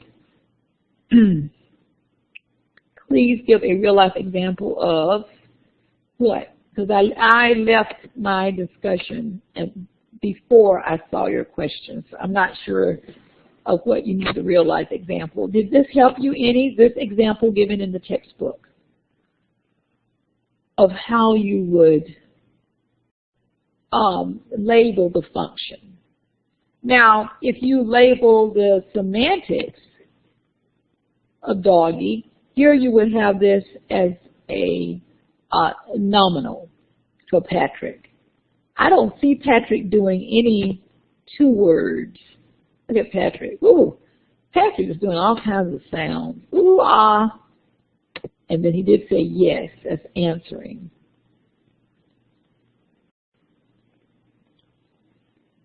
Oh, yes. So right here, if you want to teach interaction as a speech act that you want to teach, let's go to the PSA, labeling, which is door. Which is the one that I would go to would be door. Labeling. Then you would go back to the semantics and find out that nominals are early. So you would start your labeling with picking out nouns or nominals. If you wanted to do interacting, where the child is just trying to maintain attention, then you would, pick out some words where he would call people's names, and then you would set up a situation where he would call the name to get the attention of that person. So I would bring Mommy in the room, and then he would have to say, Mommy, Mommy, to get Mommy's attention. And that way is I'm using nominals. I'm also teaching him how to do pragmatic, a communicated act, by him calling out Mommy instead of going to Mommy and grunting. Or hitting Mommy on the leg. That's how they would call Mommy because he wasn't using his words. I would require that he say Mommy as a way to keep the interaction going. Okay? So you pick out your speech act, then you pick out the words that you want to create that function, to create that type of function within the child. And the words are based upon the semantic relationships. The speech act is the context that you put it in. So you set up the classroom. When I wanted to teach children to request, okay, one of my pragmatic goals for children would have been to request, because they weren't requesting. They weren't requesting with words. They were requesting, but not with words. So instead of the grunting and throwing a tantrum or just pointing, I would take a favorite toy, I would put it up high, and I would say, oh, well, you want to play bubbles? That was one of the favorite things in the therapy room. Bubbles? Where are the bubbles? Oh my God, there's the bubbles. Oh my. And he would look at me and look at the bubbles, and then he would point up to the bubbles. And I would say, bubbles? You want bubbles? Say bubbles. Say bubbles. And then I wouldn't give it to him until he said bubbles. And then I would give it to him. So I created the pragmatic situation so that he could use it to request. And at the same time, I am also generating vocabulary based on the research that B words, early words within the environment, toys that they like, using those kinds of words to start with. Do you get it? It's just something that it's something you already do, Brad, and that you will do. I don't know if you do it, and your child is very young. But later on, parents do it all the time. Parents are great teachers. They just never knew the words, the terms that we as professionals have set up, these terms within the field to describe what it is that we do. But I see parents doing it all the time. They just don't know that they're doing it. I mean, they don't purposely put things up high, but they may say stuff to the child like, say please, that kind of thing is to request. So they're teaching their child that there are certain words that you have to use to request something from me. That I just won't give it to you because you said cookie. You have to say, cookie please. So you're teaching them to request in a certain way. So there you go. Preschool teachers use it, all of that. So we talked about semantic, syntactic relations. And then in lecture 7, we get into comprehension and production. And which one comes first? Most researchers believe that comprehension comes before production. However, it is still unclear about the true nature about comprehension preceding production. And the reason they're saying that, they're not talking about necessarily the production of words, but just the production of sound that for us, we haven't identified the sounds as having meaning. But maybe for the child, it does. It doesn't have the meaning in the same way that a word has a meaning for the adult. But since we can't really get into the brains of a child, there are still some questions about production versus comprehension. Hold on.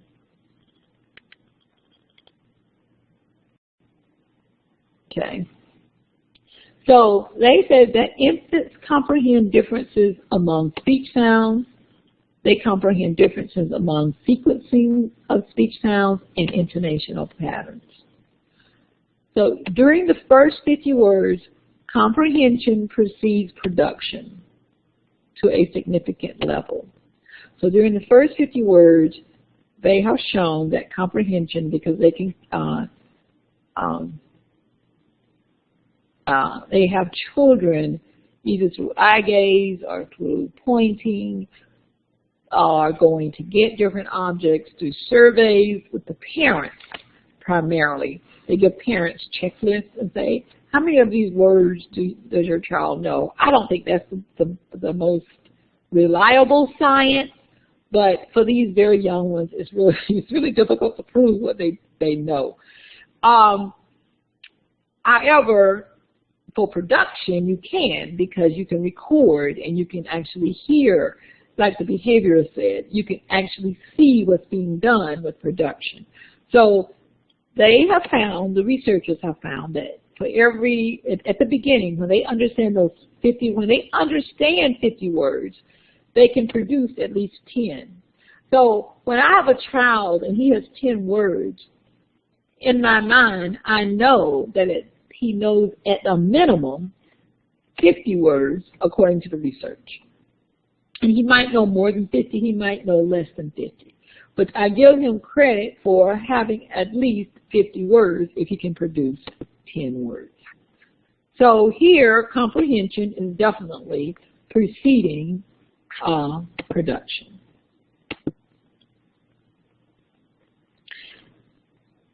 Initially, comprehension is not language-based. but is based on routines. So that's why routines are so important. And it's this philosophy as to why preschool programs, they set up routines in preschool, you know, where you come in, you sit around in a circle, you sing the good morning song, you read the book, then you go to the stations or whatever you do, then you have your snack, you come back, you can do free play.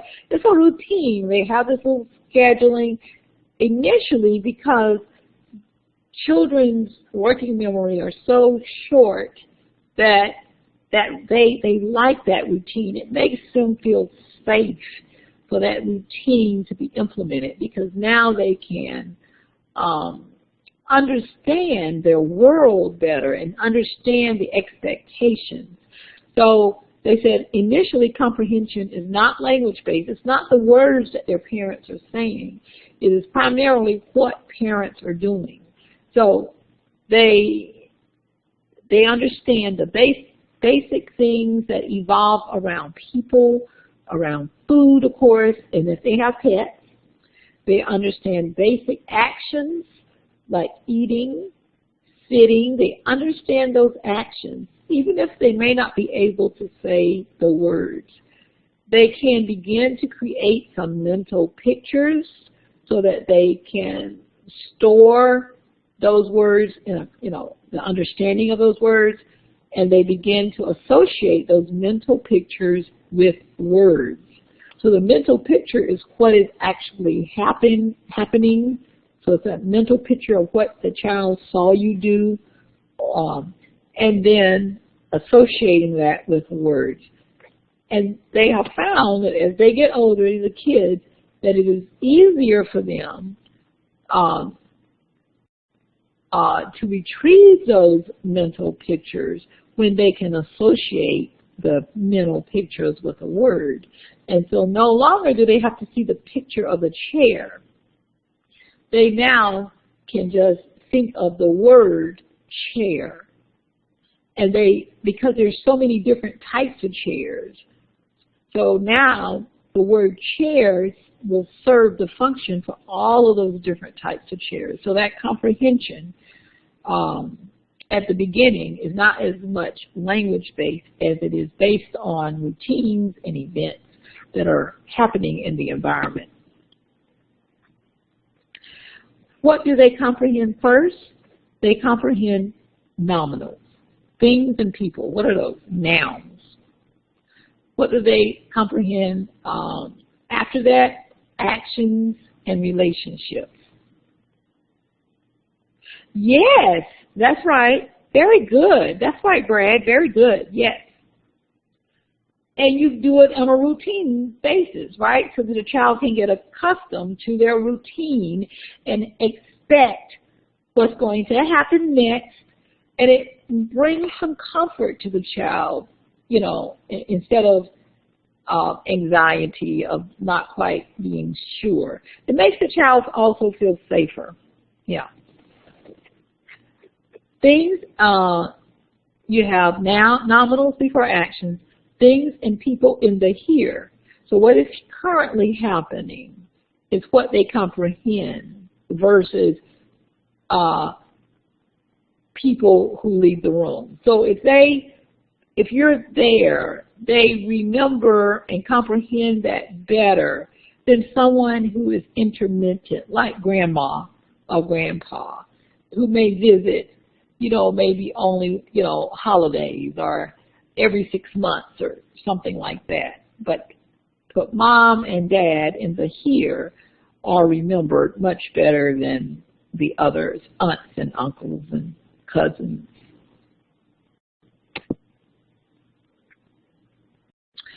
The child, in terms of comprehending language, he will pinpoint words that he recognizes. So words that he hears frequently. And remember, we have that fast mapping thing going on with young children. So they hear it, they hear it frequently. Well, not at this age, the fast mapping doesn't occur until about 2. But when they're very young, they do have to hear it much more frequently. And he begins to recognize the patterns of the word. Some people believe they don't learn it phoneme by phoneme. They learn the word as a whole. So the word dog is heard as dog, dog. It's not heard as dug. It's not heard that way. So he pinpoints the intonational pattern and significance of the word as a movement, not as individual phonemes. That is the belief. There are some researchers who believe that they recognize phrases, so that they learn phrases and not individual words. So if you're saying go night-night, they learn go night-night. Now, if you say night-night with more emphasis, then they're going to hear night-night more. So they might not hear the go as much. So they're going to concentrate on night-night. But the point is they learn the words as a whole instead of the individual phonemes.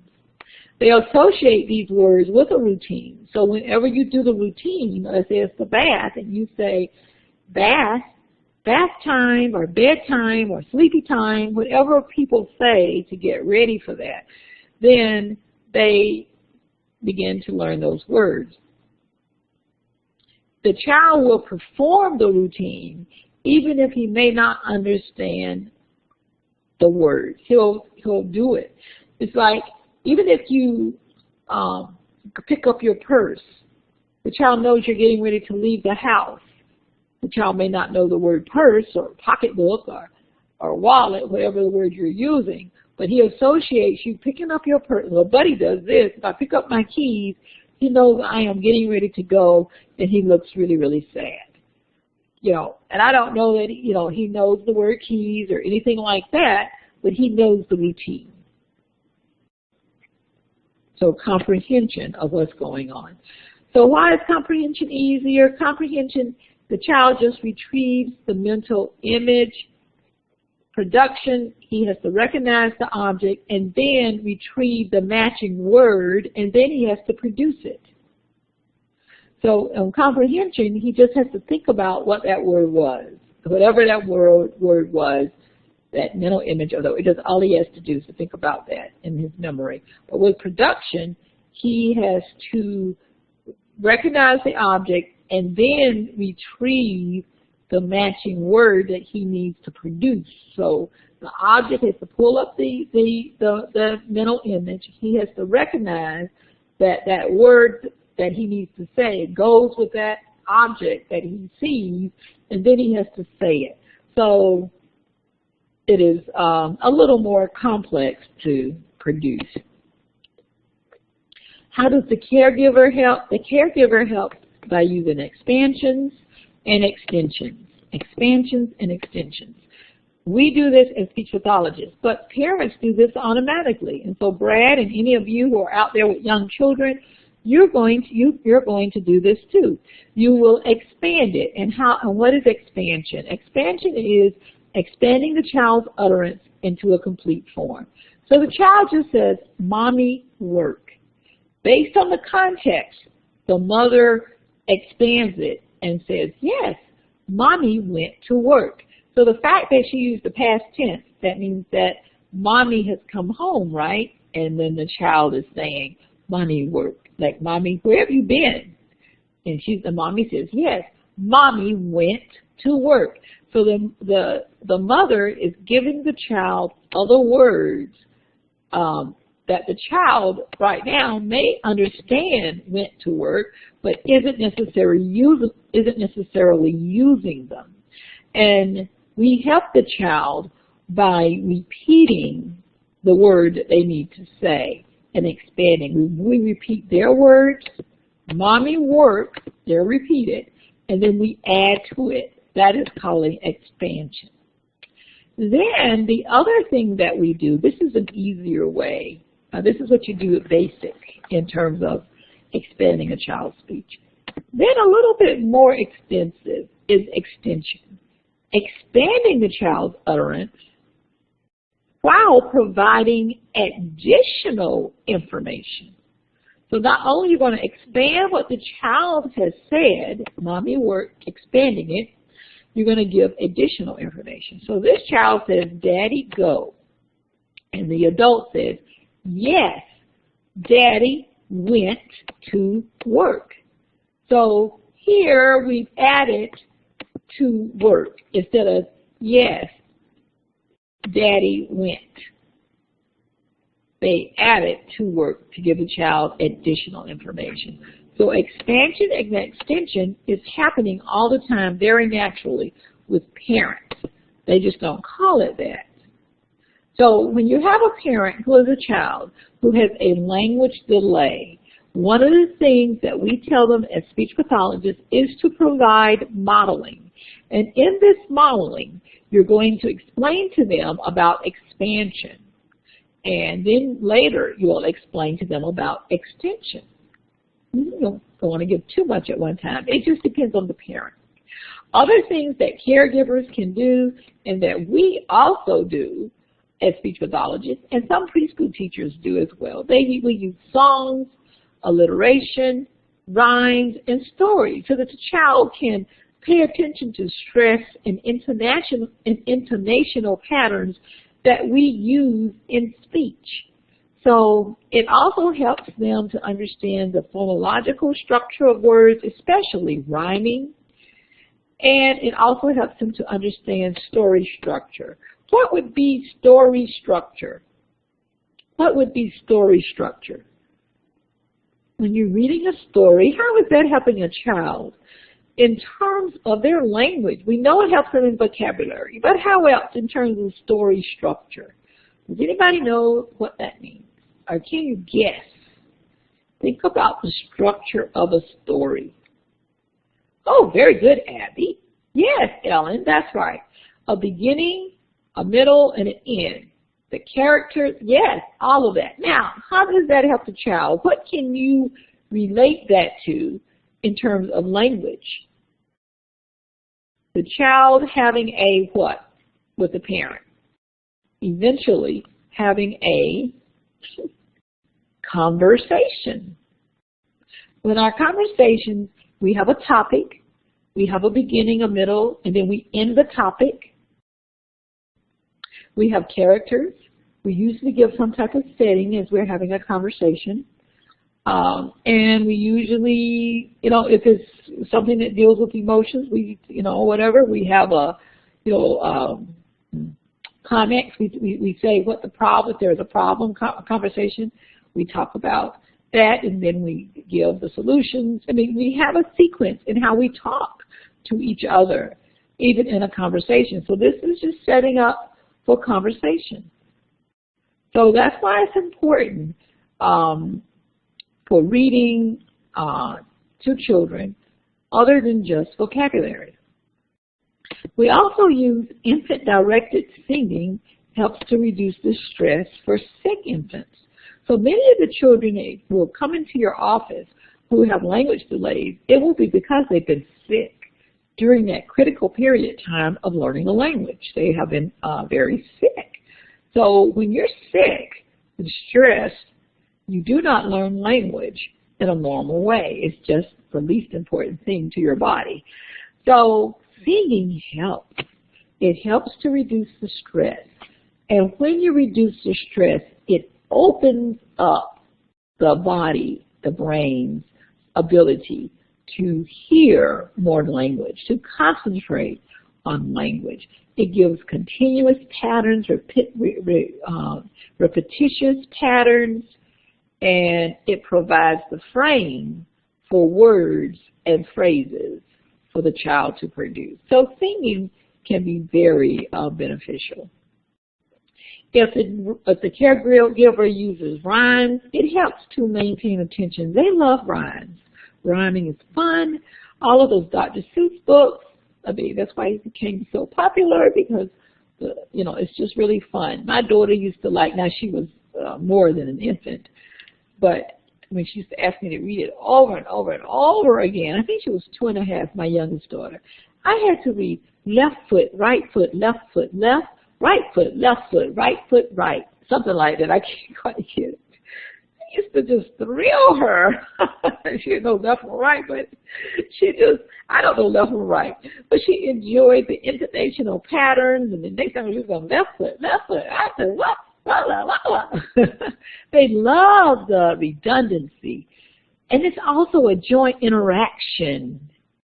And then there is a variation in word structure to create new meaning. So it's a great thing to do. One fish, two fish, red fish, blue fish. Yes, Susan.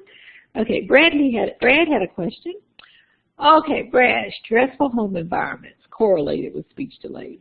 Okay, there is some variability in that, because if you believe that speech and language is innately is biologic, then it is very strong within the human species.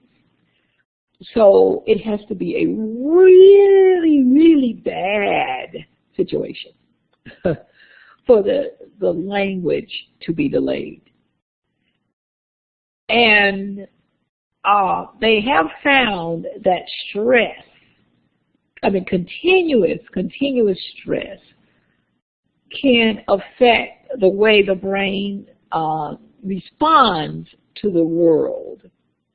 But, so there are children who have lived in stressful situations who have speech and language delays, but there are children who live in middle class, unless we don't know they're not stressed, unless the parents are lying, in situations that appear to be not stressful, and they have speech and language delays. So it's very unclear, but stress has such negative effects on people, prolonged stress, that there, I would think, would be a strong possibility that there may be some type of language or speech delay, but it's not in every case. So so the correlation there may be more mild to moderate, but it's definitely, I'm not so sure that it is strong. The students who get placed a lot, whom you may believe come from stressful environments, because those kids sometimes get placed not because they have a real language delay. They have maybe lack of exposure. Do you see what I'm saying? So therefore, being placed in a good preschool where there is exposure to the types of vocabulary words and syntactical structures that are on the test, then those kids generally will outgrow it, and they won't ever need a speech pathologist.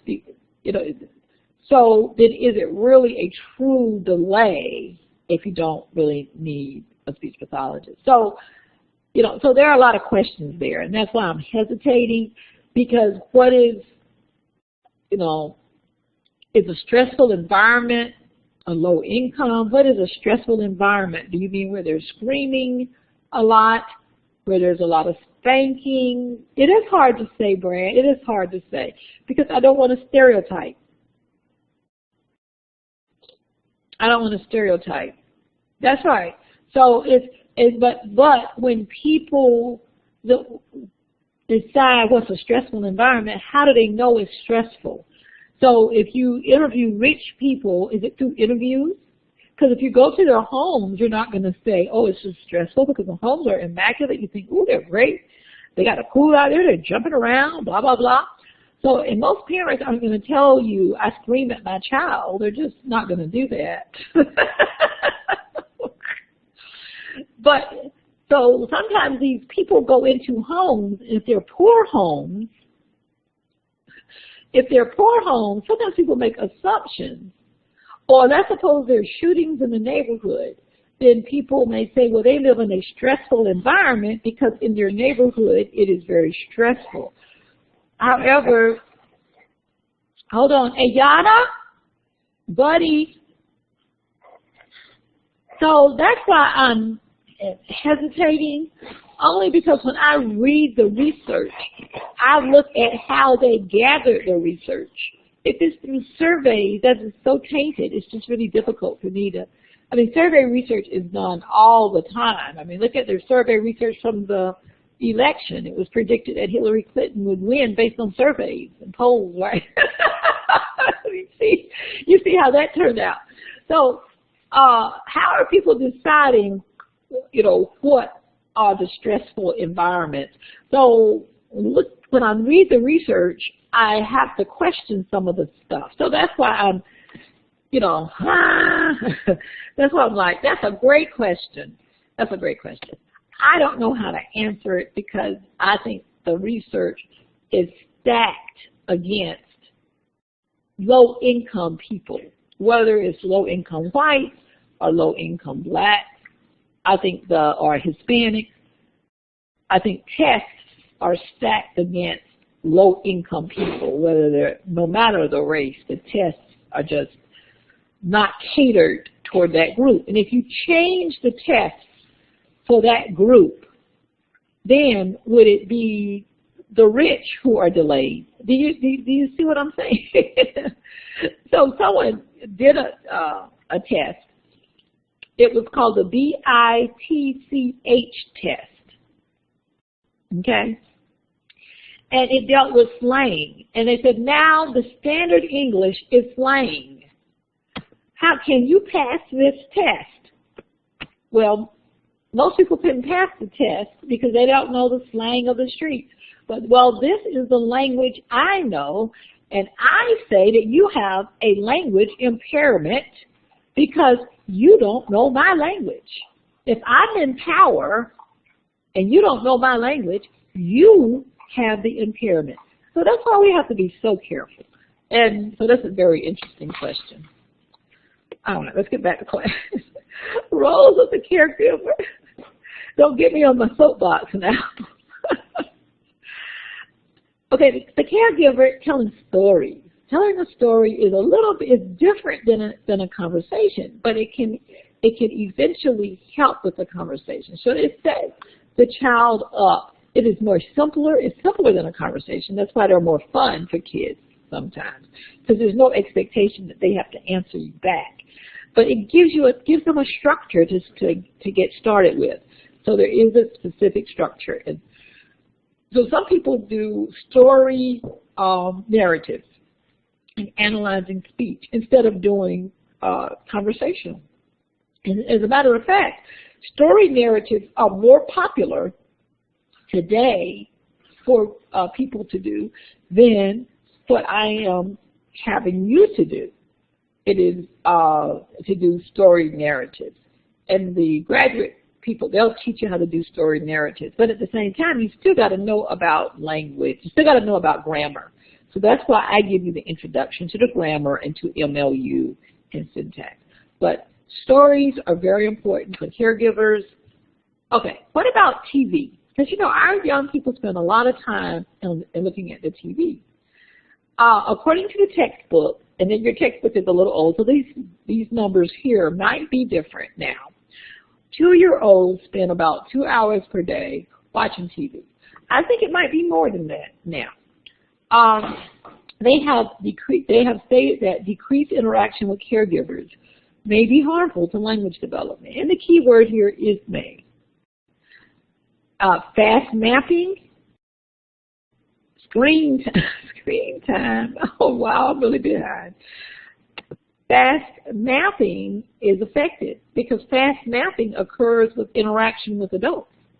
So now there's less interaction because we put the kids in front of the TV and we want, let them watch Sesame Street or something like that. Now, it depends on the age.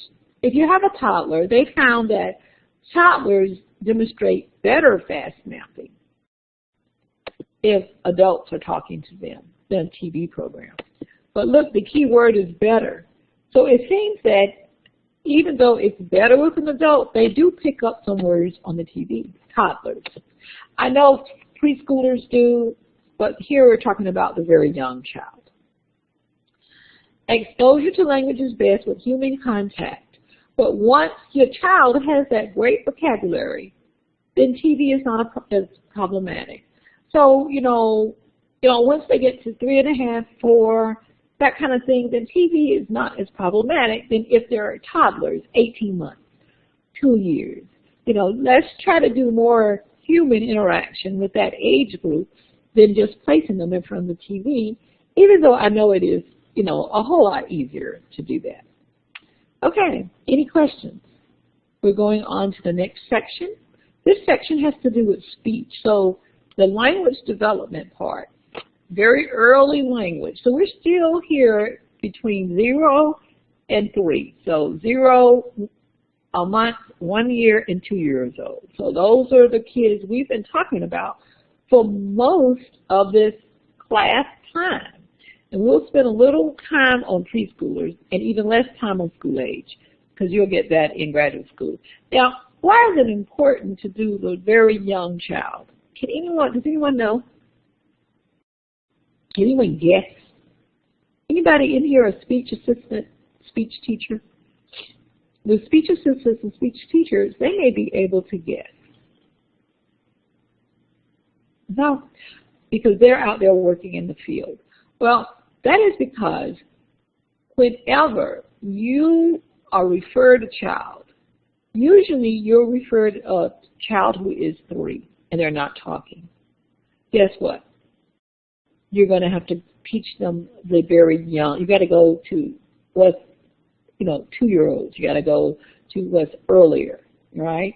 So learning how to analyze, learning about the theories and the language concepts that children should know as a toddler or as a 2-year-old will help, because these children with delays will be at that particular level. So you get a 4-year-old comes in. A 4-year-old comes in. They have very little words. Then once again, you're talking about 2.5 to 3 years of age. If you get a 4 or 5-year-old who comes in, if they're coming to you, most of the time it is going to be because they have a comorbid diagnosis. They're going to be either Down syndrome. They're going to have some type of syndrome, and they're going to or have some type of cognitive impairment. You're going to get those kinds of referrals. Even though they're old in age, their IQs, their cognitive development is going to be so low that you're going to have to start at first words. So no, this PowerPoint, what we've been focusing on has been from birth up until 3. We haven't even gotten to age 3 yet. So I've been concentrating on the very young, and I'm explaining to you why I concentrate on the very young, because it is the language of the very young that you will be teaching to the children who will be referred to you, because many of your caseloads will be children who have syndromes, will be children who have cognitive impairments that make them very low functioning language. Okay. And then next week we will hit on preschools next week. Building blocks of speech. So now we're going to talk about articulation. Well, phonology, evidently. Phonology, which is a part of language. Language have several components. Can you name the components of language for me?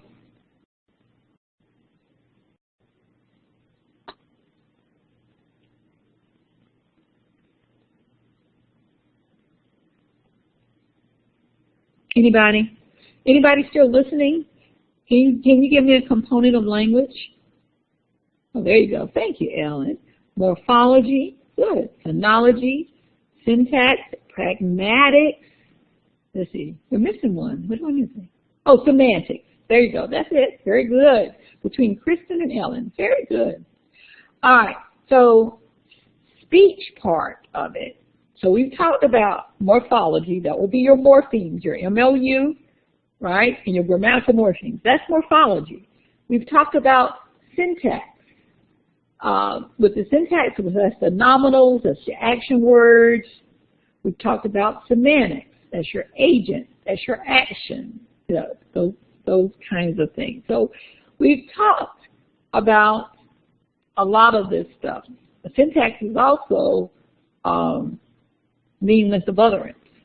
Okay.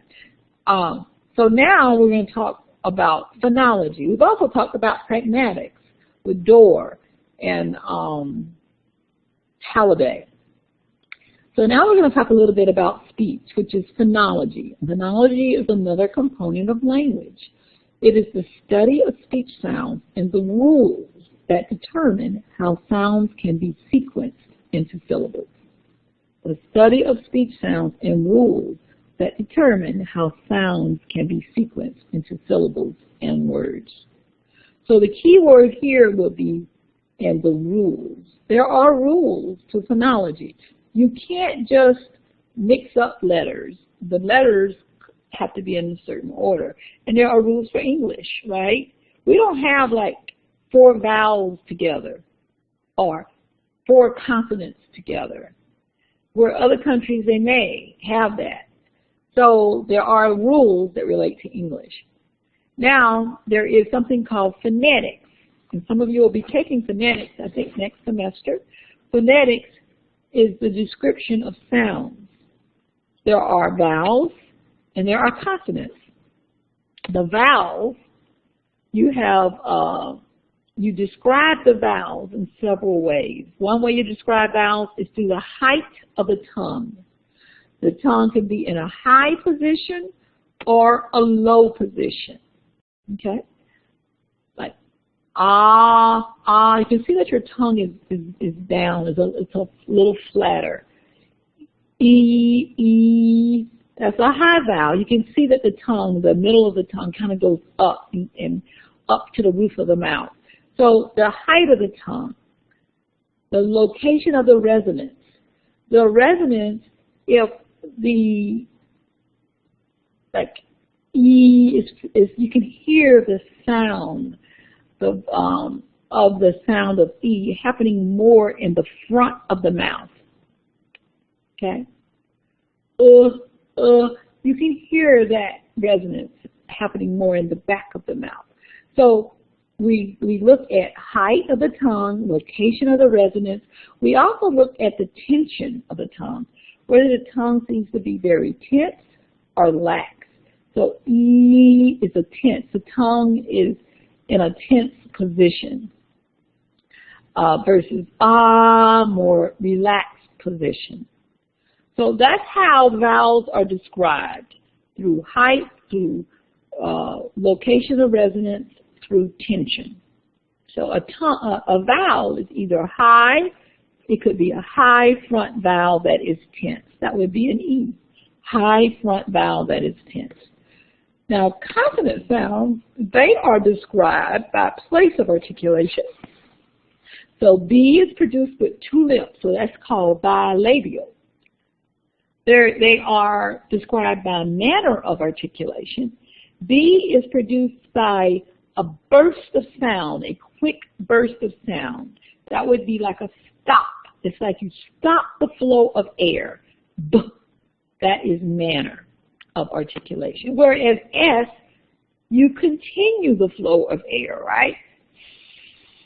That would be a continuant. That would be manner of articulation. Yes, Bradley. Some people describe it as plosives. Some people describe B's as stops. I prefer the word stop over plosives. So it just depends on what phonetic book you use. Voicing. Sounds are either voiced or voiceless. So when you do a sound that's voiced, you can put your hand at your throat and you can hear the vibration. So if you go for the Z, you can feel the vibration in your throat. That's your vocal folds. vibrating to create voicing. But if you do S, like that, there's nothing happening at the throat. You do not feel that vibration. So S is voiceless and Z is voiced. And you will learn more about this. Yes, there you go, Kristen. You will learn more about this in your phonetics class. Also, as a part of phonetics, in describing consonants and vowels, we describe it by using their distinctive features. I was wondering if, no, I didn't put the chart in here. Okay. So distinctive features will describe the different features of the sound and what makes these sounds different from each other. So let's take the B and the S.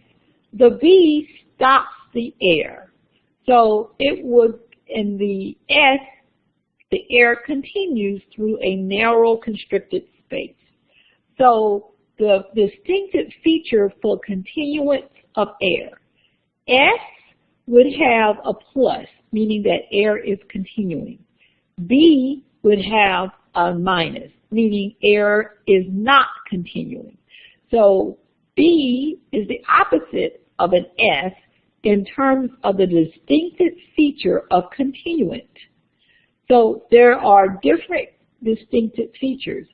B is voiced.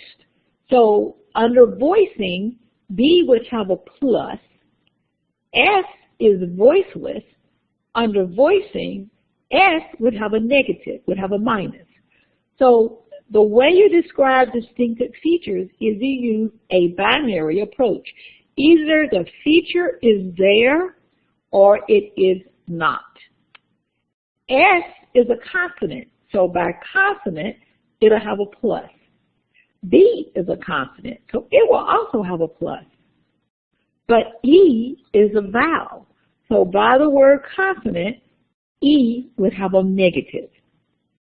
So distinctive features describes the features of the phonemes of the sound using a binary approach. It is either there or not there.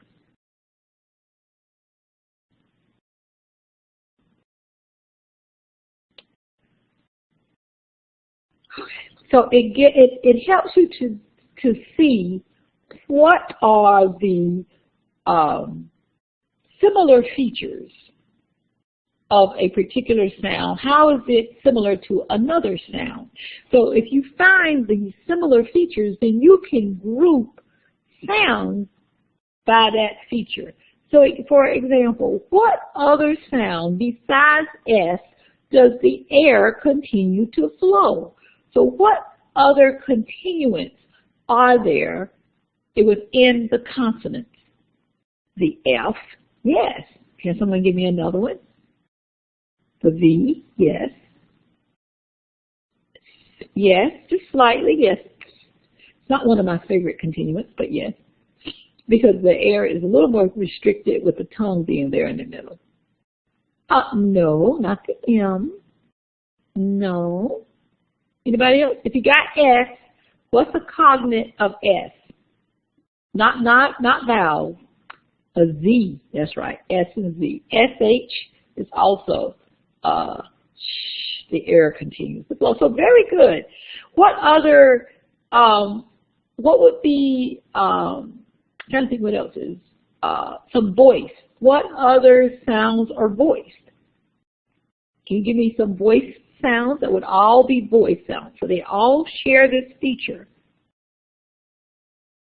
A Z, yes, and a B, a D, not T, T's not, D, yes, very good, G, and every vowel, all vowels are voiced. All vowels are voiced. Yes, very good.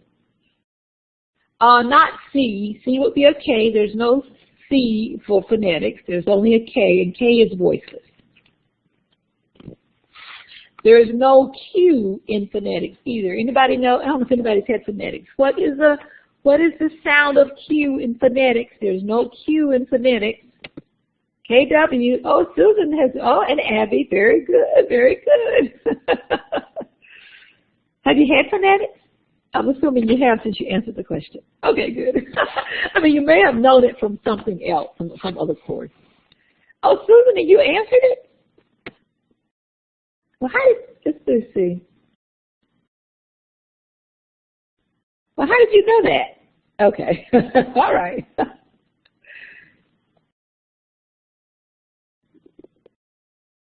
Yes, Bradley, and I just repeated it, but yes. You didn't hear me say that in class. I said, put your hand at your throat. You can feel it vibrating. Yes. That's all right. Oh, I see. Oh, okay. Okay. All right. So here are some distinctive features. You can group by voice, voice and voiceless. Group by manner. Look at all the different sound, distinctive features for manner. Stops, we already know one, that's a B, B, P, well, let's go B, P, T, D, K, G.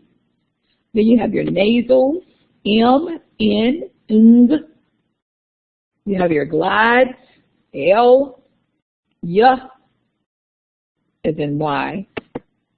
You have your fricative, S, S, S, Z, F, V, TH, your affricates, SH, CH. So you can group by manner. So this is manner, how a sound is produced. Or you can group by place. How come I don't have place? I'm missing one. Oh well. Group by place, which would be like bilabials. Glides are W. Wait a minute. Glides are L and R. No. Liquids are L and R. Glides would be a W. Isn't that right? People who just had phonetics. Who was that? Okay. So sorry, I missed that. Thank you, Susan. But R is a liquid. And they don't have that on here. I didn't write it on there.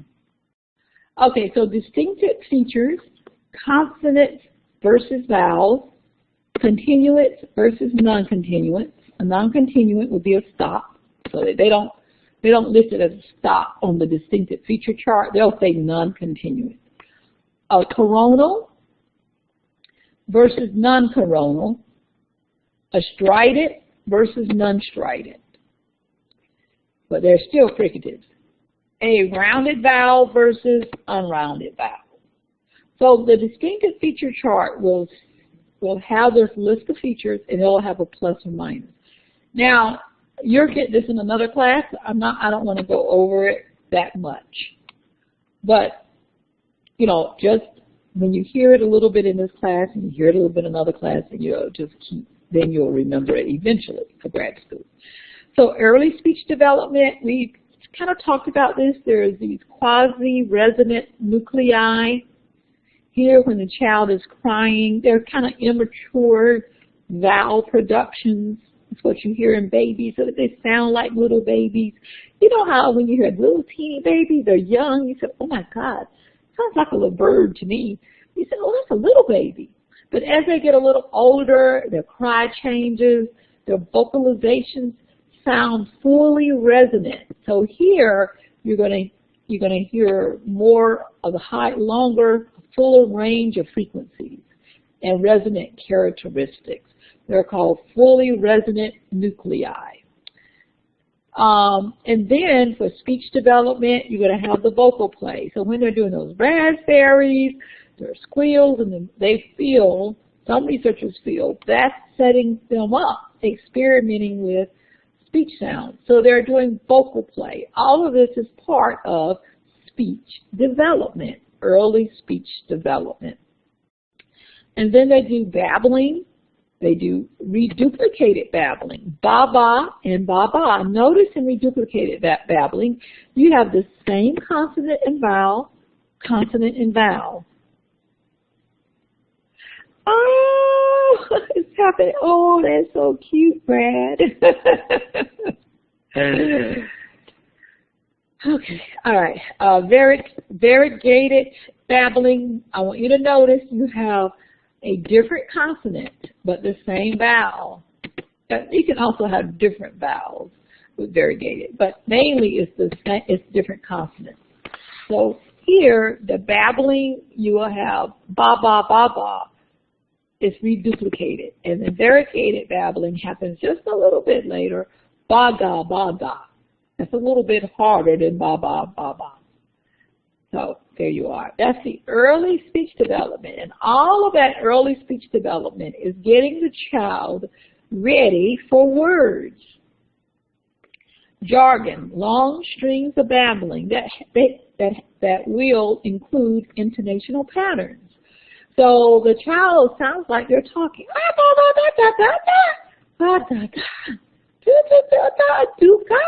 And I mean, he sounds like he's having a conversation, but you really don't know anything that they're saying.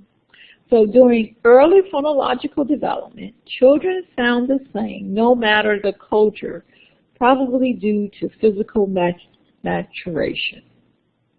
So here you're getting into the universals, that they sound the same. So a baby in China, you hear them crying, you know that's a baby. It's just so distinctive, that baby cry, that infant cry. And you also know, the babble. They're saying that they have some universal babble sounds. And then as they hear more of their own language, then they will then leave out those sounds that don't belong to their language. So here are some theories for speech. Pebbles. I said people. Pebbles from the Flintstones. Oh yes, I remember Pebbles. That's been a long time. I haven't seen the Flintstones. Yes. So here are some theories. This one is in 1952 by Maurer. It says children's emerging phonological system is gradually shaped to fit the phonological system of the caregiver's language. This is called the babbling drift. They did not like this because children don't sound different early on. Researchers found that children sound very similar early on. Babies sound very similar early on, no matter the culture. So they disputed his theory. Then in 1968, Jacobson came in and he said, early speech development has absolutely nothing to do with words. Nothing to do with words. He said, therefore, the babbling sounds of babbling are different than those of words. And when babbling ends, words begin. So babbling stops, then they speak. And they found that is not true either. They said, Jacobson, no. Because as children are saying first words, some children are still babbling and saying first words, at the same time. They're intermingling, babbling with first words. So these theories did not hold up to time. So there was the babbling drift theory and the discontinuity theory. This is what we know today, that babbling and speech coexist, that there are some words called vocables, that children make a gradual transition, and phonological development does not begin with words, but it begins with babble. That is the new thing. Now, there may be people coming along later, let's see what time it is, I'm going to stop, coming along later who will say that is not true, but right now, this is what we have. Phonological development begins with babble. So phonological development begins around 6 to 8 months when children begin their babbling. Okay? Because they look at babbling as the practice. Now, my child didn't do a lot of babbling And that's where some people are questioning it a little bit, because they say, what about kids who don't do all this babbling? But they say first words at 12 months. So, you know, no theory is perfect. Let me see how much more I want to do. 44. Oh, that's a lot right there. So we're going to stop, because I want to tell you about this type token ratio. So please remind me. I will be out of town, so I might forget first words. Okay? Now, I kind of said this anyway, but we'll go over it. Okay, I want you to look at the quiz. What we're going to do is this. Okay, right here.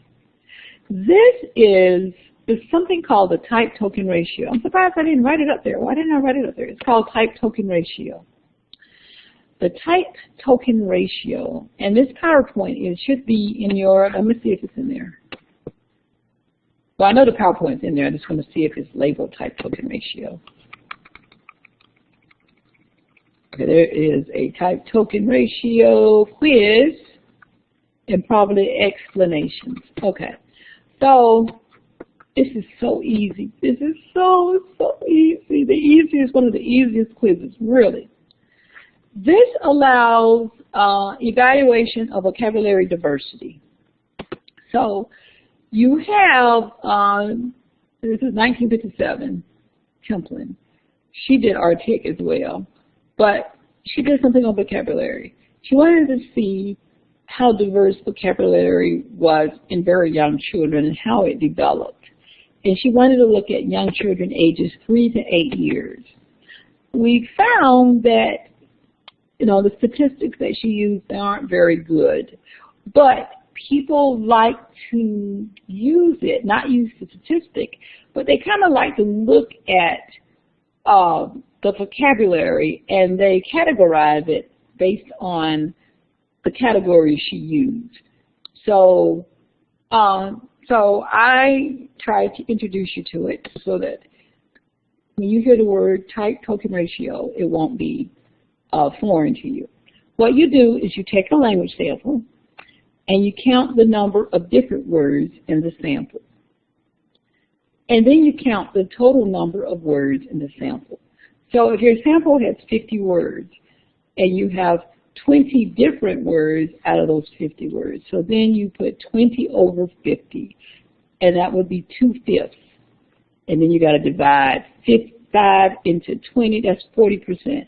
So this child has 40%, 40% different words in a 50-word sample, and that is pretty good. That's pretty good. Do I have the chart in here?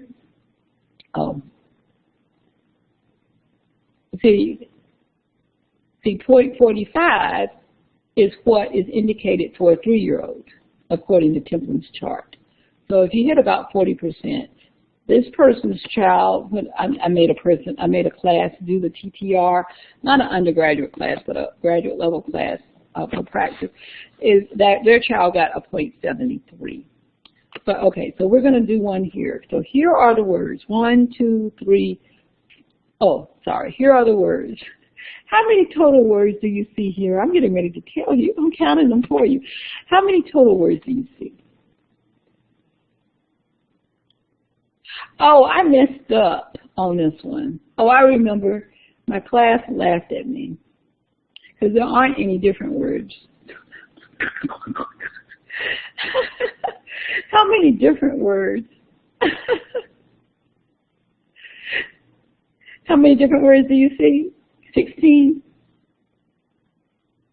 All right. So what is the type token ratio? I know. I didn't catch that. I wish I had caught it before class. That's right. A type token ratio of 100%. 100% diverse words. And however, when you have the different words, then for normal children of age 3, so let's suppose you get your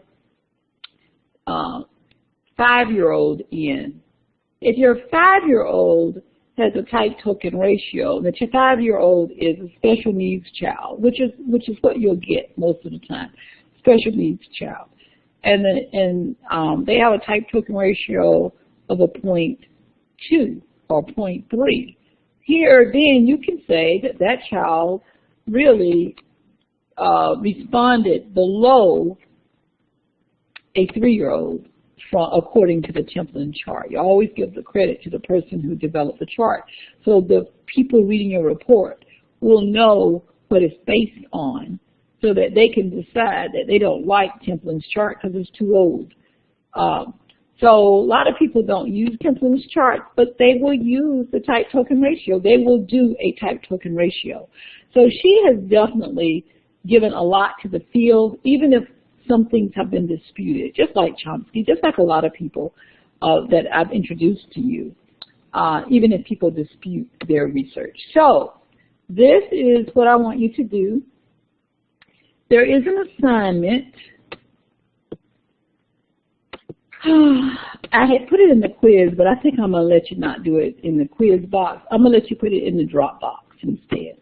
There is an assignment in your content under assignments. It's called Type Token Ratio Quiz.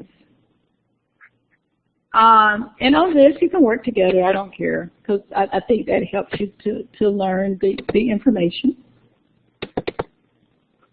Okay. Type token ratio quiz, you take those words, and I want you to figure out the type token ratio. But not only that, I want you to grammatically put the words, like put the nouns, categorize them, the nouns, the verbs. Let's see, where is it, the quiz?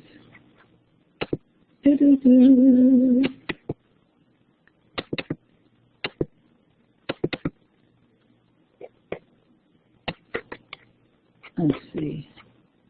Yeah. Place the words in the correct grammatical categories. I've also given you a sheet that, let's see, that gives you the type token ratio. Oh, she did a lot of children, 480 children. And it gives you, let's see, what do I want you to do here? The rules for computing type token ratio here. It tells you how you count, you know, some of the words. Okay? It'll tell you how you would count contractions and things like that in her type token ratio. And then you can look at the ages. She goes from 3 to 8. It looks like 0.45, 0.43 is the lowest. So you can look at your type token ratio and sort of see at what age range this particular child is functioning in. So you have 1, 2, 3, 4, 5, 6, 7, 8, 9, 10 sentences. And I'm going to give you until Sunday to get it done. You can, Sunday at midnight to get it done. What's the day? Today's Wednesday. If you get it done by tomorrow, yep, Sunday, I'll put it in the Dropbox. If you get it done by tomorrow, I will give you 2 bonus points to put on a test of your choice. If you don't need the bonus points to put on the test of your choice, then don't get it done by tomorrow. Take your time.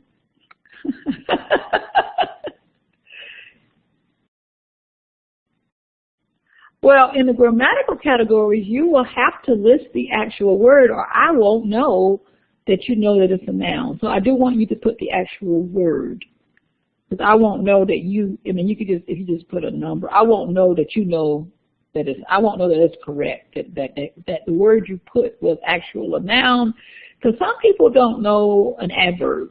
So I need to know that you know what an adverb. So the word has to go by the adverb. I mean, by the word adverb. You know, so the in the sentence. So yes, list the words. Any other questions? List the words.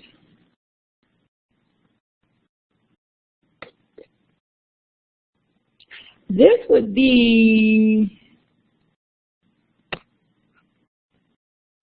I only see 3 quizzes. Was there a quiz in the Dropbox? I have to look at the assessments to count the quiz. You can't look at what's on there because it was quiz 4 last year. So let me see how many quizzes you have. I only see 3 quizzes under assessments.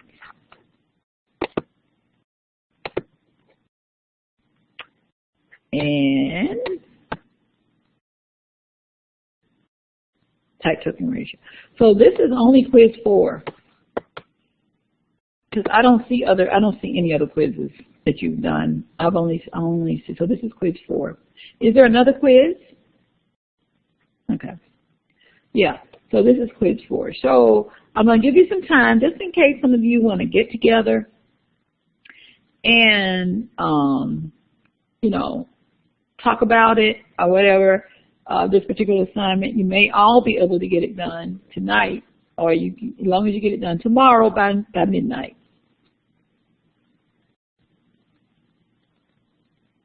Yes, grab the quiz under assignments in the content area and drop in the Dropbox when complete. That's right. And you have until Sunday. So you got it the first time, Brad. Right. Anybody else?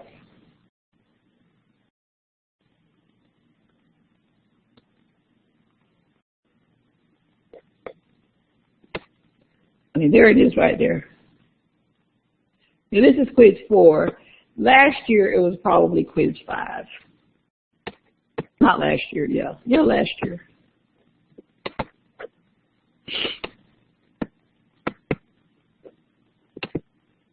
Okay, and so the quiz that was going to be tonight is not, I mean, it is, but it's not going to be in the quiz section. It's only going to be, you're going to put it in the Dropbox. So you're going to go to assignments, download the type token ratio quiz. You're going to then complete it, and then you're going to put it in the Dropbox. All right. Any other questions?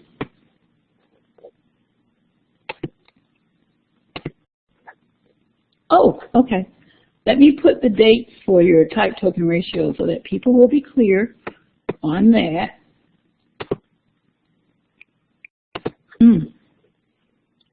Can someone tell me what the date is on Sunday?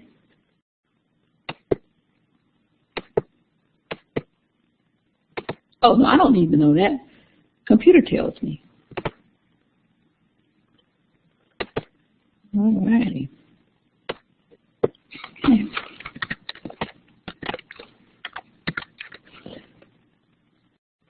All right, so, and just as a reminder, oh gosh, if you get it done tomorrow by midnight, I will give 2 bonus points. That way, it'll help me finish grading quicker if everybody if everybody waits till Sunday. I'm like, oh. So I want to give incentive for some people to go ahead and finish it up. Okay. All right, so question on the MLU. The rest of you can go. Class is over. Unless you want to stay and hear the question on MLU. But class is over. All right, so give me the question. Oh, you're welcome. Bye-bye. Bye-bye.